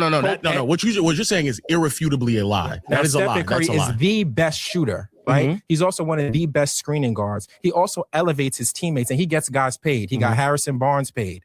These are all things that Kobe does as well. No, who did Kobe get paid? He got Trevor Ariza paid. He got Shannon Brown paid. He got all the players that Shannon won. Brown did not make the kind of money that these guys are making. He got Trevor. Dude, you cannot compare the money. They're different eras, dude. Stop. I hate when folks compare eras like that. You cannot compare the amount of money that they're making in 2008 to the money that they're making in 2022. That's nowhere near the same, bro. More than 10 years of a gap. They know, like, you got niggas getting $70 million contracts now. During Kobe's era, you were considered a top dog, the top of the line, cream of the crop, if you're getting paid $30 million a year. So, like, bro, you got to stop doing shit like that. Got Trevor Ariza paid. The reason why most of us know about Trevor Ariza is because it started with the Lakers. You got Trevor Ariza paid. When Meta came on there, he got him another contract as well. Lamar Odom became a much higher paid player and also well-renowned player because playing next to Kobe. And my last point, Stephen Curry has elevated a franchise from irrelevancy to the most valuable franchise in the NBA, right? Kobe Bryant did not do that. The Lakers were already a household name, as you know. But these are But let me just finish this. This is a part of basketball, and this is a part of culture. He has shifted the culture of an entire franchise. Okay? That matters. Please let me get 20 seconds. Yeah, okay. So what you're saying is true. However, we've established that these are things in which you do not utilize to justify a top 5 spot. Because if that is the case, Tim Duncan didn't do that, and yet you still have him top 5, correct? Yeah. Kareem didn't do that either, and you still have him top. Well, Kareem did do that, and Tim Duncan also made the San Antonio Spurs a lot more relevant because they didn't win until he got there. That's true. Kobe also, there was a stretch of basketball where they're not winning until Kobe and Shaq got there. So he still is a part of the relevancy. But again, I want to be clear. You're contradicting yourself. But no, what I'm saying is I don't use this to justify being a top 5. I don't think you do either. Because again, that's not the case for Duncan to the degree of which Curry is. Because if that is the case, then why do you not have Curry over Duncan? Why do you have Curry over Kareem? I think Stephen Curry's top 3 all time. But I just wanted to agree. I wanted to agree on the 4 so that we can just stick to the Curry Kobe. Fair enough. However, I still don't think that you utilize that because again, Kobe would be over Tim Duncan by a lot of things you just said. Kobe would be over Tim Duncan. Outside the selfish part, Kobe without a doubt elevated the Lakers much more than a lot of other people did. But you would agree though that Stephen Curry has elevated the Warriors beyond what Kobe did for the Lakers. I guess it's because the Lakers already were much more established than the Warriors. So, I mean, there's that. But if Kobe played for the Warriors, he would do a lot of the elevation that Curry did as well. And my man changed the game. Sorry, gotta go. We're going to go to the judges, and then after this, I'm going to be a little quicker with the shot clock. I think the fan got it again, the Lakers fan. And the reason why I say that is because Kobe Bryant, they retired 2 of his jerseys. He scored 81 points in the game, and he's iconic. Like, kids to this day, when you shoot a fadeaway, you saying Kobe. That's just iconic. That's just top 5. Good shot or bad shot. But I'm saying, like, you talking about ball hog, right? Even Jalen Brunson, the jersey you got on. Brunson is a ball hog.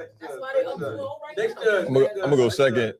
First thing I'm gonna say is you the ultimate gaslighter when it comes to like the way of arguing with these guys. But the way that you argue, it shows that you guys have to step it up once again.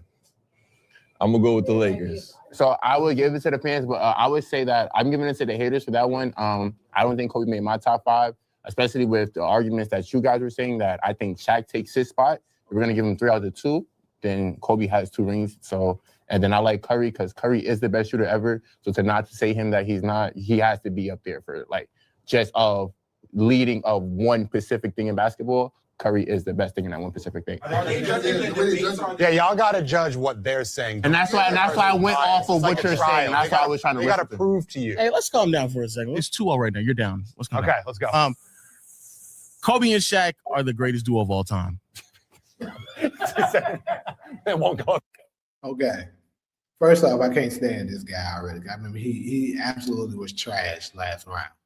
But Kobe and Shaq is the greatest duo of all time. I think you have a very strong argument with this. Let's see. Dominance, as far as raw dominance, I mean, let's be real. Both of them were very dominant. Shaq, arguably the most dominant low post presence you've ever seen. And Kobe, arguably one of the most dominant perimeter presence you've ever seen. Now, the only arguments as far as duels that you can kind of put in these categories to argue, I would say Magic and Kareem, Jordan and Pippen, Steph and KD. And I think that's pretty much where it stops. And Mike and Pippen is only kind of up there, so because of Mike more so. And this is no slight to Pippen, but like Pippen is only getting as much praise as what he's getting because LeBron fans are trying to uplift him more to try to say that's the reason why Michael Jordan won so much, is because he had a great player like Scottie Pippen. Like, it's bullshit. They ugly-ass know it. But ugly-ass niggas gonna be ugly-ass niggas, which LeBron fans are. But I would say Shaq and Kobe was a better duo than Mike and Pippen. I mean, Mike and Pippen did go 6-0, so you can't argue that. But in their absolute prime, they were very, very dominant before all the, extra chaos and stuff started. Now, Steph and Kevin Durant, I mean, same thing. They didn't get beat. Very dominant. You feel me? But I just can't say that they're better than Kobe and Shaq, possibly. I mean, they complemented each other very well. So you can make a strong, appealing argument. I mean, I guess let's just see what the haters have to say and see who they bring up. But yeah. To the chair. Hi, I'm back. Okay. Kobe and Shaq are the best duo of all time. Yes. So Michael Jordan, Scottie Pippen just don't exist in this. No, they exist. No, they exist. 6 rings. No, they all exist. Yeah. Okay, yeah. So on what basis are Kobe and Shaq better than Scottie and MJ? Let's rank those 4 players, shall we? So first off, I'm sorry. It just kind of bothered me that the fact that he said Scottie and MJ when you should definitely say MJ and Scottie. I'm just saying. I know.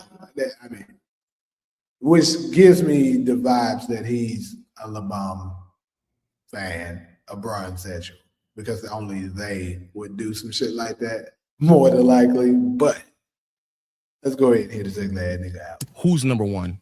You were asking, hold on, you want to rank them individually, or you want to? I thought you were talking about duos. We'll get to that point, but who's the best? Michael Jordan. Okay, who's second? I would say Shaq. Third, Kobe. Say Michael Jordan first. Okay. All right, you got some points with him, my boy.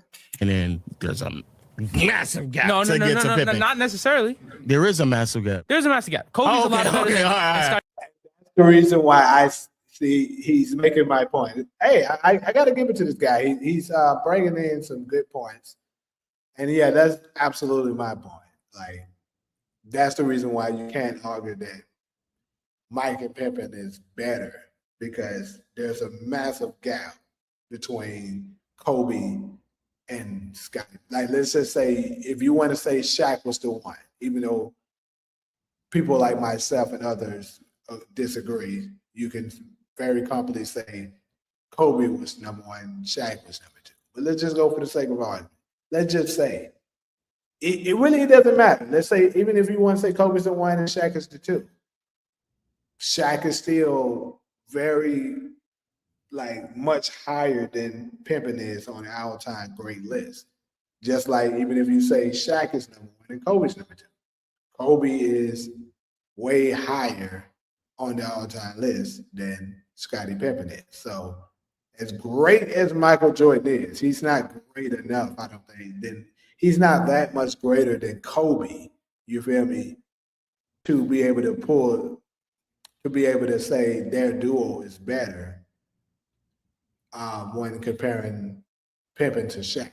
Like, you feel me? So, but 6-0 is hard to argue. They were undefeated. Pippen, but don't make it seem like it's like miles wide. It is not miles wide. Pretty miles, Scottie man. Pippen is an elite all-time player. No, he's he a great player. Yes. And Michael Jordan and Scottie Pippen are the best duo of all time. They got 6 rings together. Mm-hmm. They made, as you said earlier, the Bulls what they are. Yes. Now let's get to that point. Okay. They won those championships in large part because of the team, not just solely because of the duo. I say this because Pippen wasn't the same player that he was in '98, and they still won. This team. Hold on, I want to stop there because you're Lakers, right? Mm-hmm. Pippen, even an older Pippen on the Blazers, took them to Game 7, and he still and their lost. First ring. Yeah, okay, he lost. Okay, he lost. But they had a big lead in the 4th. We're talking about an Which older he ended up Pippen, losing. right? But you're saying 98 Pippen was like washed. No, I said he wasn't the same. I didn't say he was washed. He wasn't the same player. That Blazers team 3-1 down to Kobe and Shaq. All the way to Game 7. Yeah, right. And he still lost. Okay. But the point I'm making is that it still was the reason why they three-peated has a lot more to do with the team themselves rather than just the duo in and of itself. Because again, Pippen wasn't the same player and they were still winning. We're talking about a team that over still 6 had years. I get what you're saying, but I'm saying we're still talking about a team that had Horace Grant, B.J. Armstrong, Dennis Rodman, Tony Kukoc. And these are the Lakers didn't have nobody though. Name them. Horry. Robert Horry was better than any of the players I just named. Name 7-time champion. Name me the player that's better than any of them names I just named. Got Derek Fox. Derek Fox. Who's that? Sorry. Whoa, Derek Fox. Whoa. Sorry, Derek Fisher. I'm sorry. Derek Fisher. Derek Fisher is better than any of the names I just named. Debatable. B.J. Armstrong, definitely debatable. Are we done? We go. Definitely We good, man. All right, man. I don't want to hear Derek Fisher brought up. I really don't. Let's go, chat. Turn me up. Oh wow! Tell them who you are. What's up? This is definitely your Before talking about Michael Jordan and Scottie Pippen, Kobe and Shaq might not even be the best 1-2 punch all time for the Lakers. When you talk about Magic and Kareem, they did win 5 championships together. They dominated throughout the 80s. Only twice in the 80s that they did not make the finals. Kobe and Shaq, they might be 2 of the most talented guys like put together at once, but they had a lot of issues in the chemistry off the court stuff. They self-destructed against Detroit, which was very embarrassing. The Lakers were one of the heaviest favorites in the finals. That got very upset.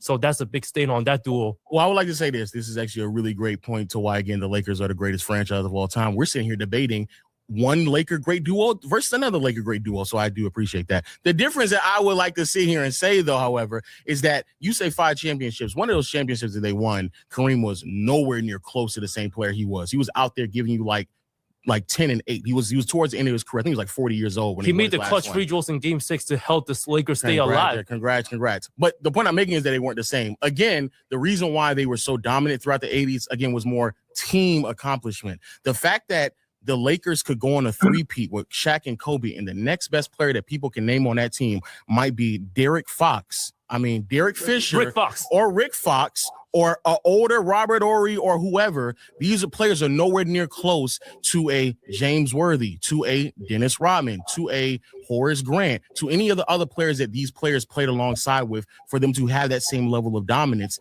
that the Lakers had with just 2 players at playing at those levels. The next best player was literally Derek Fox. Think about that, Derek Fox. I'm sorry. Rick Fox. Rick Fox. That's like that. That's what I'm saying. These are team accomplishments that people are hanging on. But we're talking about sheer talent, who the best duo is. Even with all of the stuff going off the court, they still were able to dominate the way that they did. Still. And one of the titles, controversial Sacramento Kings, Game 6. Oh my gosh. Okay. Jordan and Pippen 6-0 in the finals. Congrats. For this one, and the next person can get first dibs of the next topic, so y'all can pick. No, New Jersey?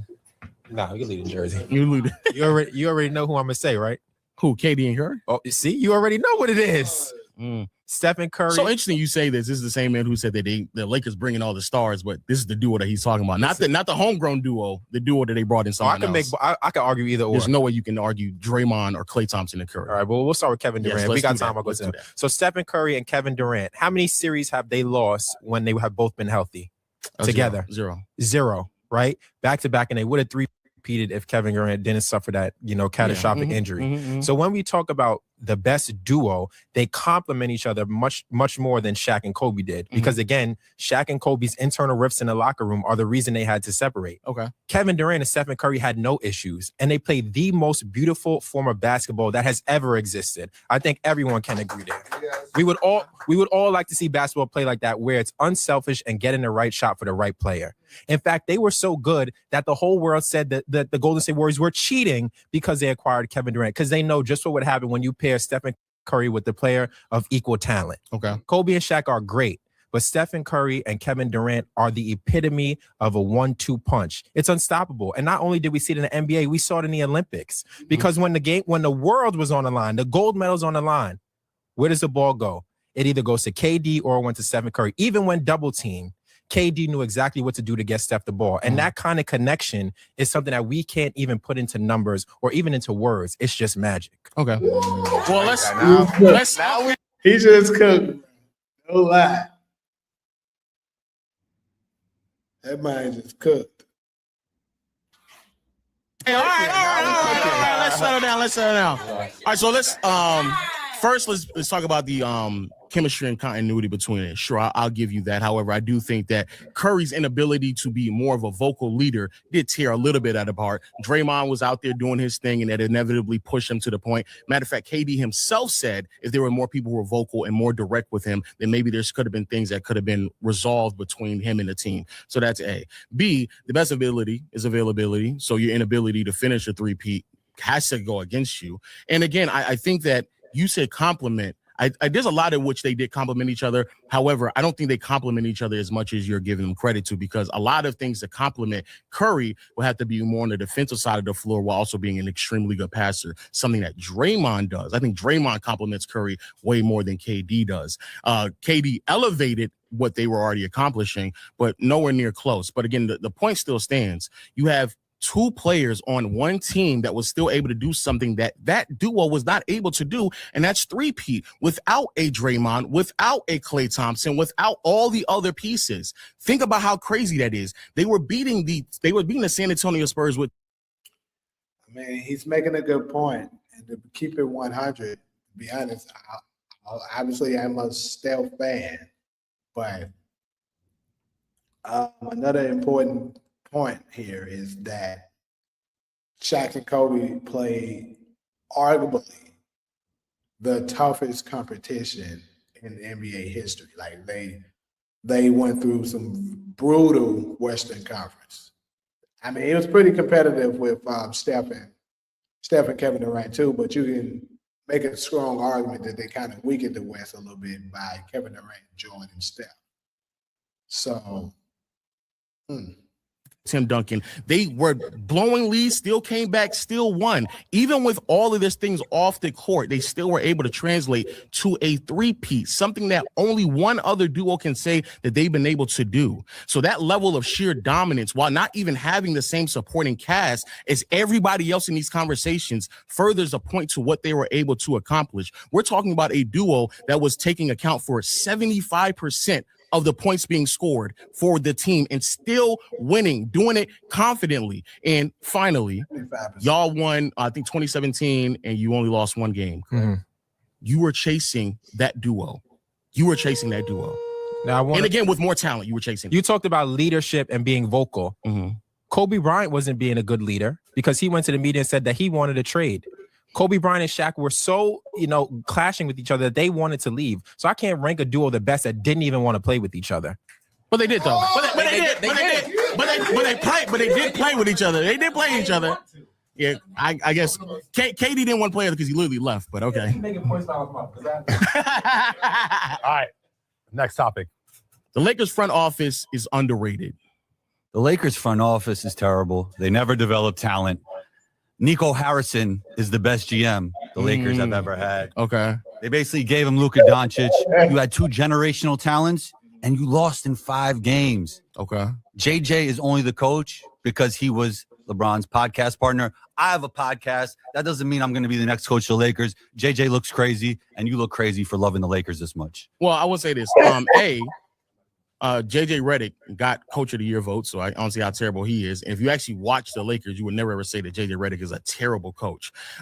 B, in terms of the organization, yes, getting a star player is important. And this is the point that I really want to, drive home to everybody. Getting a star player is important, but building the team around them is just as important. The Cavaliers had LeBron. They didn't win anything with him until he left and had to come back, and they had to build a team around him.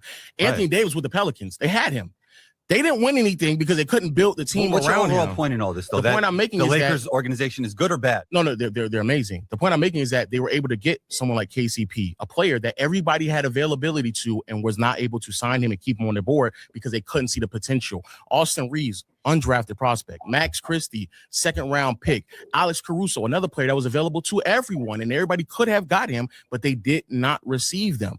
They turned Kendrick Nunn, who isn't even playing in the NBA anymore, into Rui Hachimura, who's out there as a starter in the playoff series. So these are all trades in which you have to build out the roster, something that, again, several other franchises are unable to do because they have these stars that the Lakers somehow swindle from everybody, but they weren't able to win because they weren't able to piece together everything else around them.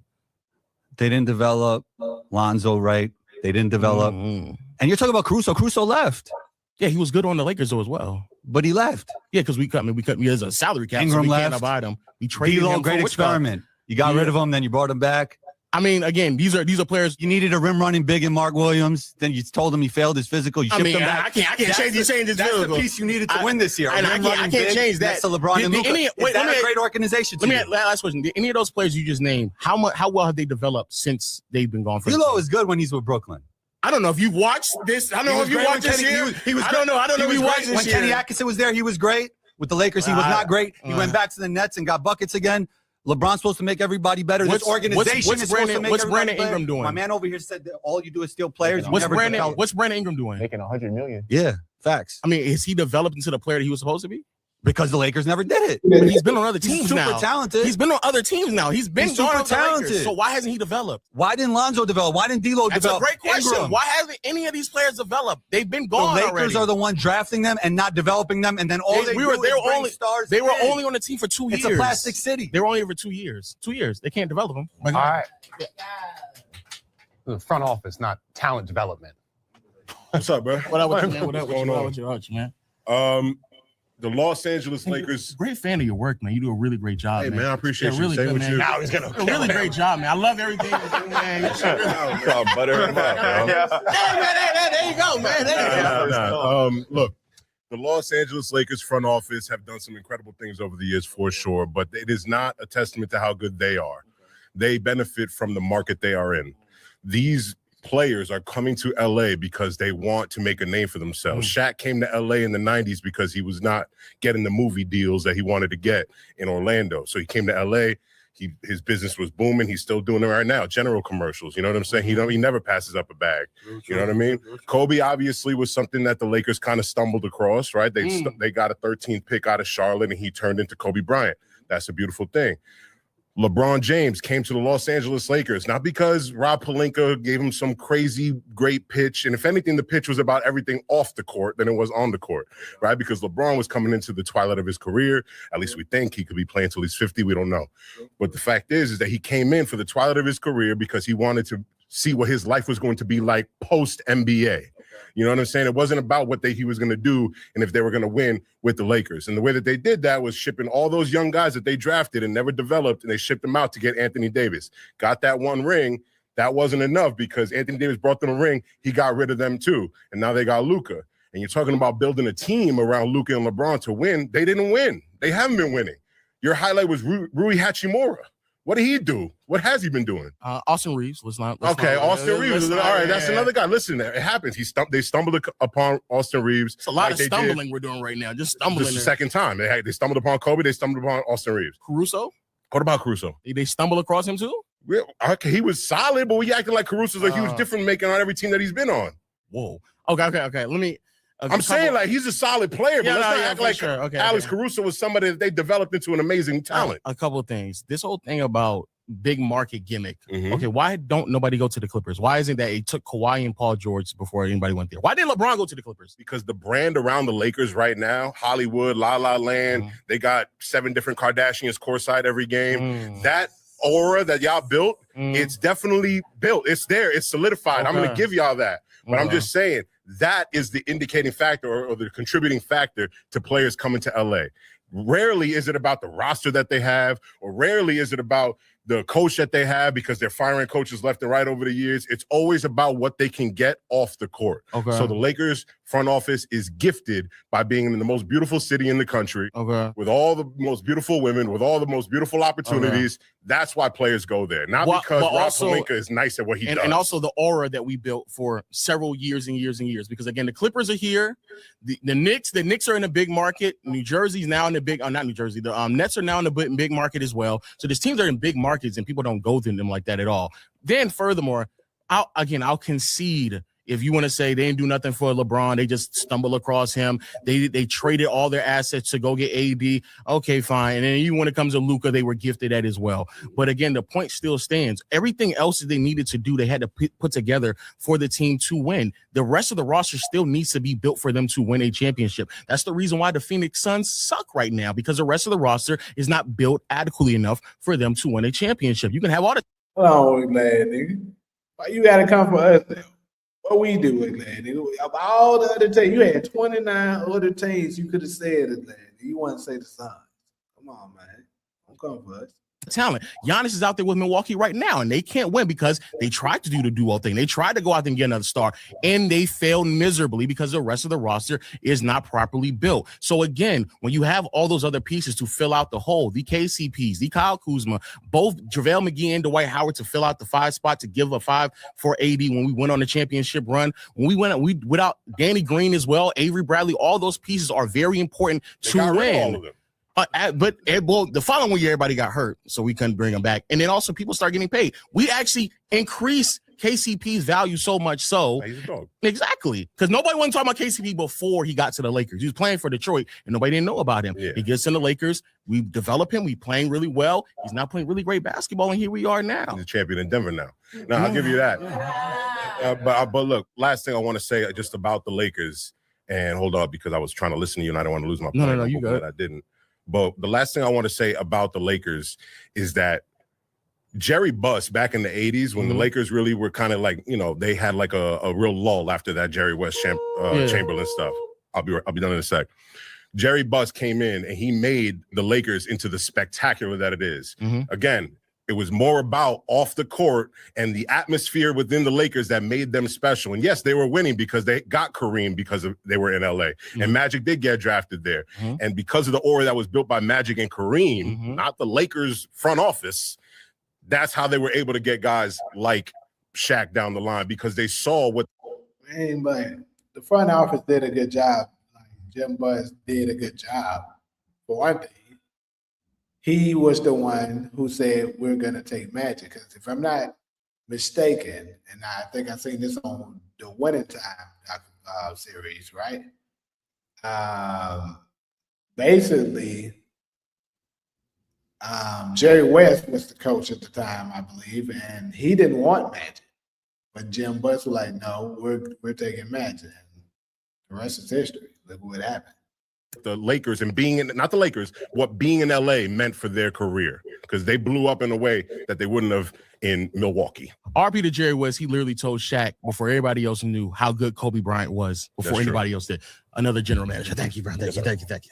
One more on this topic, and then you'll get first dibs if you want for the next one. Oh, man. So, due to the Lakers' favoritism of ownership, hiring Magic Johnson, who made a lot of terrible decisions, holding the Lakers back, getting rid of Zubac, who's a borderline all-star, for Mike Muscala. What type of stuff is that? Good. Rob Pelinka signing Russell Westbrook, almost sabotaged his career. Lakers didn't make the playoffs for a year because of him. They got rid of KCP, who did win a championship. For them, he was the third best player for LA. Somebody has got to let me know. Does he really talk like this, or is he just doing this to be funny? Like, this guy is fucking, it's funny how he talks. Play in the bubble, those finals, a lot of terrible decisions. When you guys signed Montrezl Harrell and Dennis Schroeder, 6th man of the year and 6th man runner-up, all the Laker fans were like, oh, we're going to be unstoppable. But guess what? Lost to the Phoenix Suns in the first round. Calm down. Okay. A couple of years we lost because we were hurt. The reason why we lost to the Suns is because AD was hurt, not because the roster was. I hate when LeBron fans, well, he's not a LeBron fan, seems like he's the actual Laker fan. Well, but LeBron fans are the ones who mostly try to make a little excuse for him. But you guys love to point out AD was hurt. Then, of course, the LeBron Centrals even try to go as far as say LeBron had the ankle injury, which is a fucking lie. But why do you guys always conveniently leave out that Chris Paul also got hurt? So Devin Booker was our best player, right? During that time period. Well, he still is. But anyway, Devin Booker is our best player. He was healthy. Cool. But Brian Sexuals was telling us during that time that LeBron was the best player.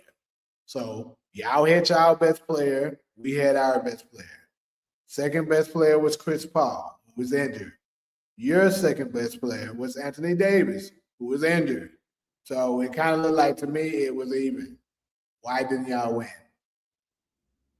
Now, ugly-ass niggas might try to argue, oh, but Chris Paul was still playing. Yes, but he was actually hurting us by still playing the first couple of games because he was so injured that he could barely get up and down the court. He wasn't able to really be – he was a defensive liability because he couldn't move as much.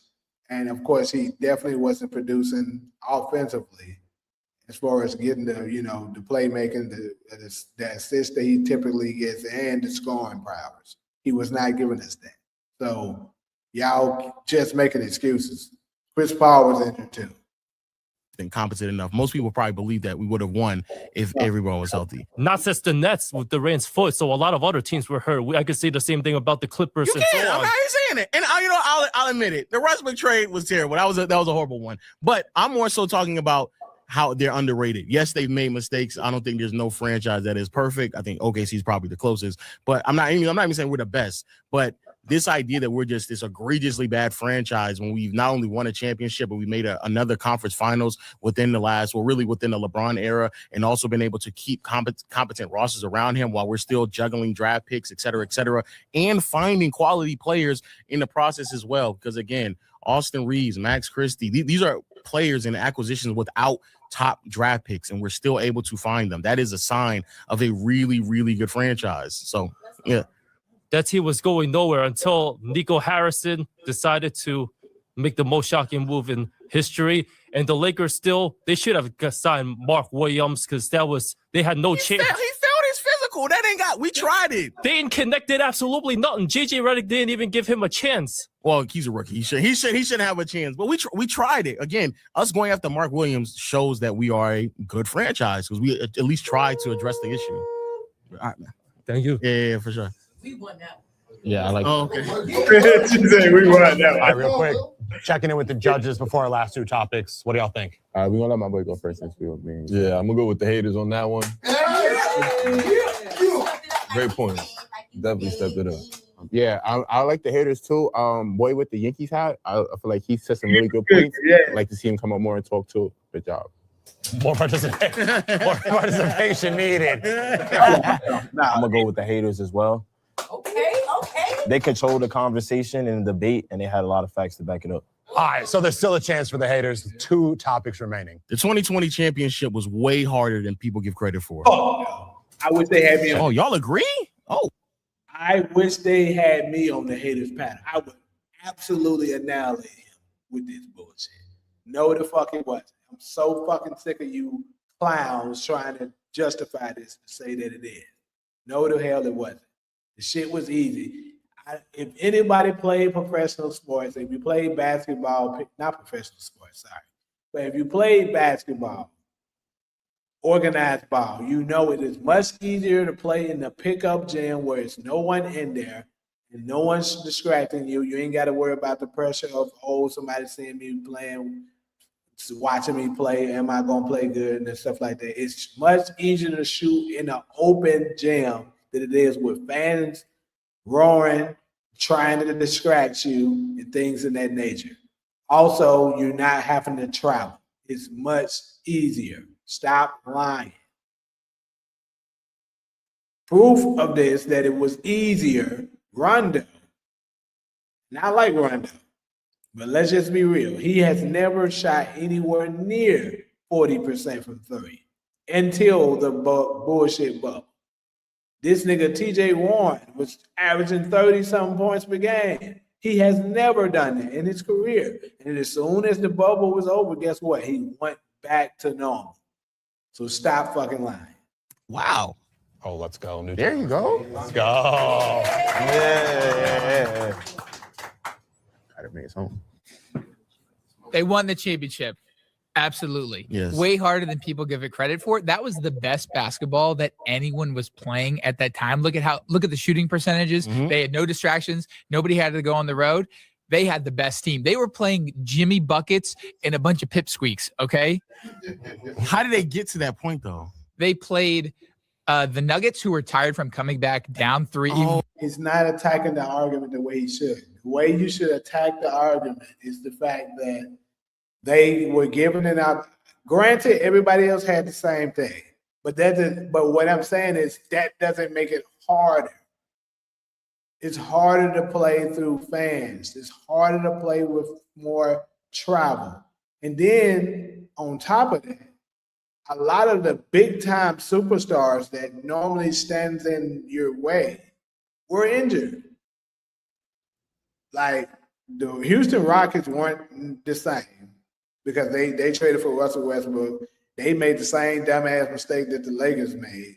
I don't know. That's kind of what should have let the dumbass Lakers know that Russell Westbrook and LeBron wouldn't have worked. But James Harden is a ball dominant player. Russell Westbrook is a ball dominant player. So they should have known that wasn't going to work. So the Houston Rockets wasn't much of a threat. They disposed of them pretty easily. You played Portland the first round. Come on, bro. Dame time, come on. Dame time becomes shame time when the playoffs start.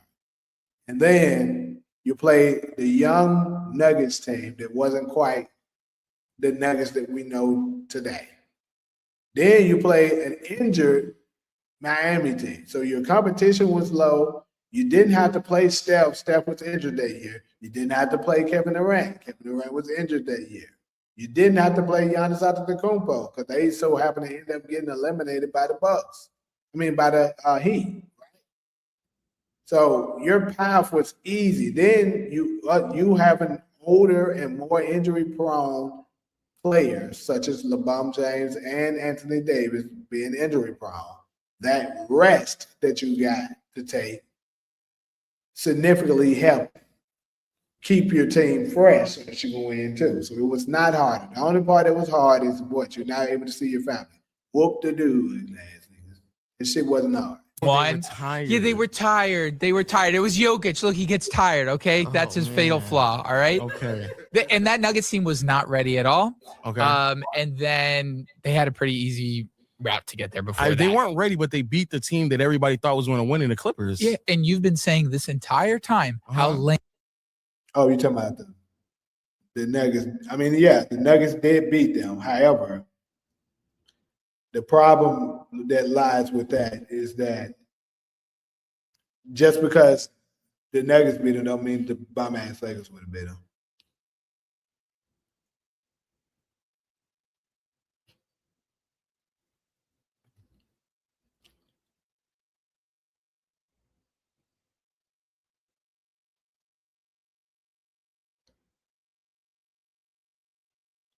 The Clippers are. That's not that impressive. But that was their best roster by far.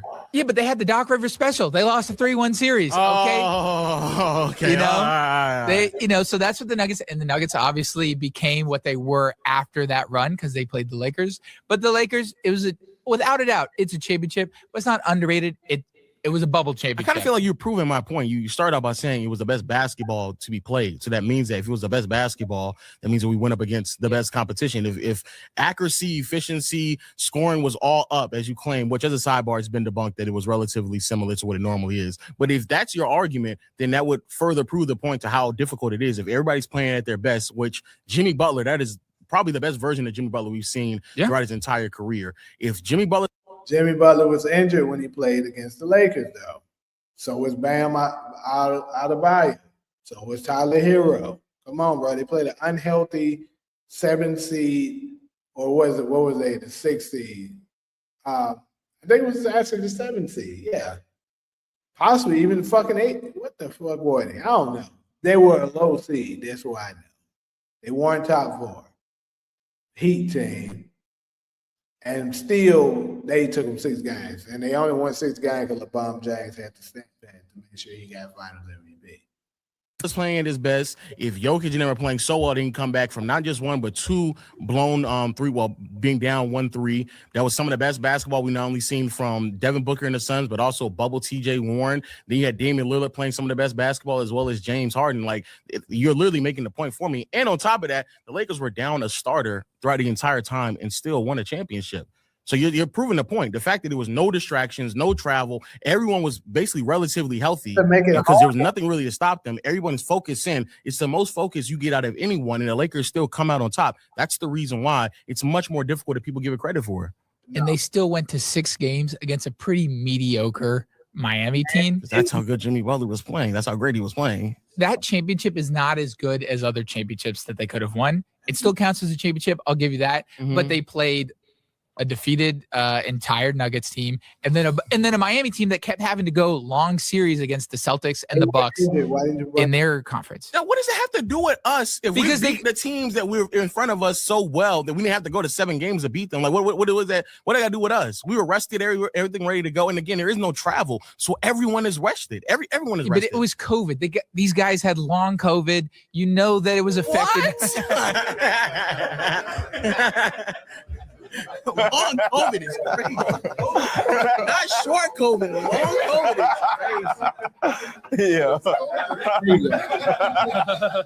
is crazy.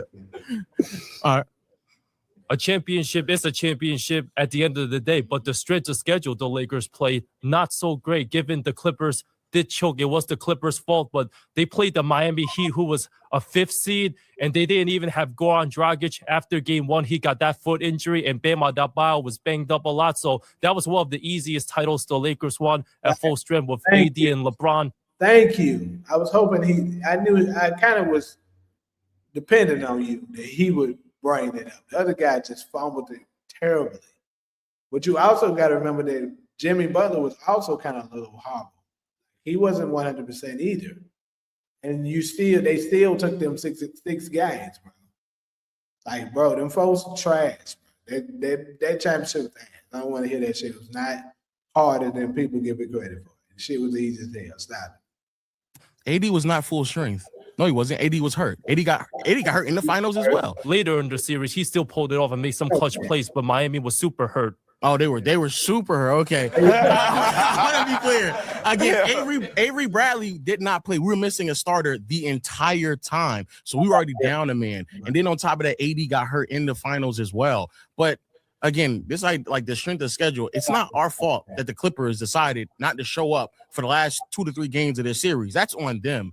And on top of that, if you are good enough to come back down 1-3, not once but twice, that shows how great the Nuggets were at that point, even with them being young. And the fact that AD can go out there and do what he did all postseason run, because I think a lot of people knew LeBron was going to dominate that way. It was even more impressive to see that AD had to play at that level for them to win in the dominant fashion that they did. Be very mindful as well. They went down 0-1 in not only round 1, but in round 2, and they still dominate both of those teams that were able to beat them in the first game. So this idea that like it was just this easy cakewalk, but in real time, you can see several people sitting there claiming that, oh, this is going to be a very difficult team. They're going to have to face this team is also going to be very difficult. And they end up losing to all of them in 5 games. And then go on to beat the same Denver Nuggets team that went on to beat the Clippers that everybody was calling the next Chicago Bulls, comparing Scottie Pippen and Michael Jordan to Kawhi Leonard and Paul George. Jokic was not like Jokic back then, though, and the Lakers were one of the only few teams alongside with the Clippers and the Bucks because of like sad political reasons. They wanted to leave the bubble in the first place. They wanted to, but then the league decided like, oh, we're gonna keep playing. So the Lakers, they didn't even want to be in there fully, but they did win that championship. So there's a lot of stuff that's missing. Everybody don't want to be there until they're losing down. Like everybody was there. People were up, they were there. But hey, man. The bubble Lakers, the only title team that did not have their parade, and it's too late now. No, that's it. Shots fired. Take that. You can't even rebuttal to that.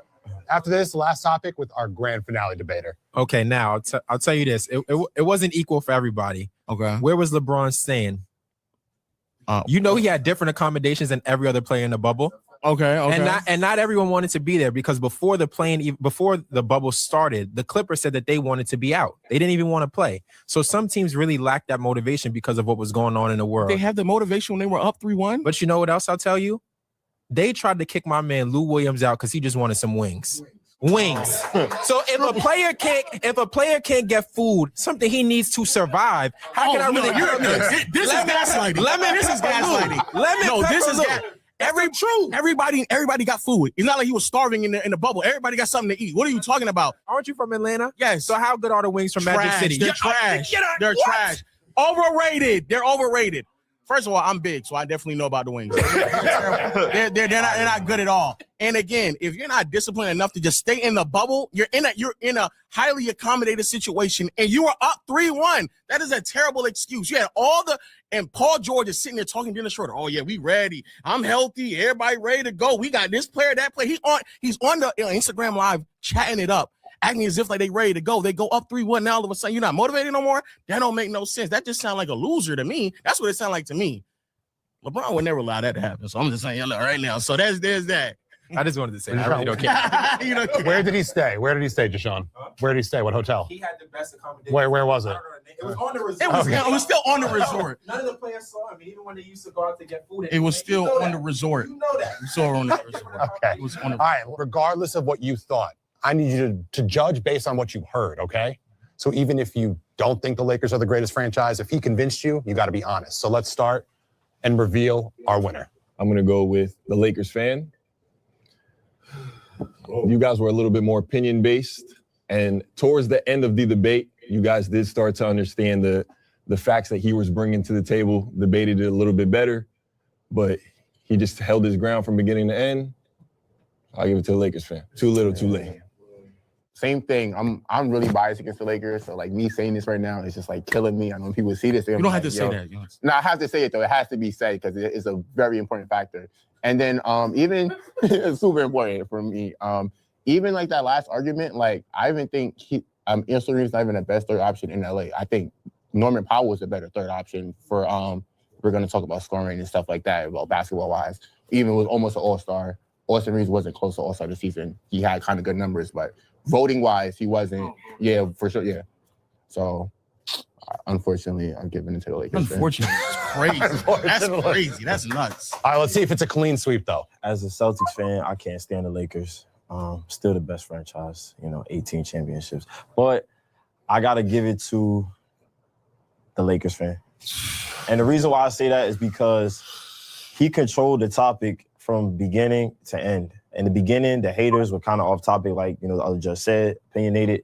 He kept the same topic that he brought up the entire way, but the haters stepped up big time at the end. If it was one more topic and the haters won, I would have given it to the haters. This whole thing is about opinions.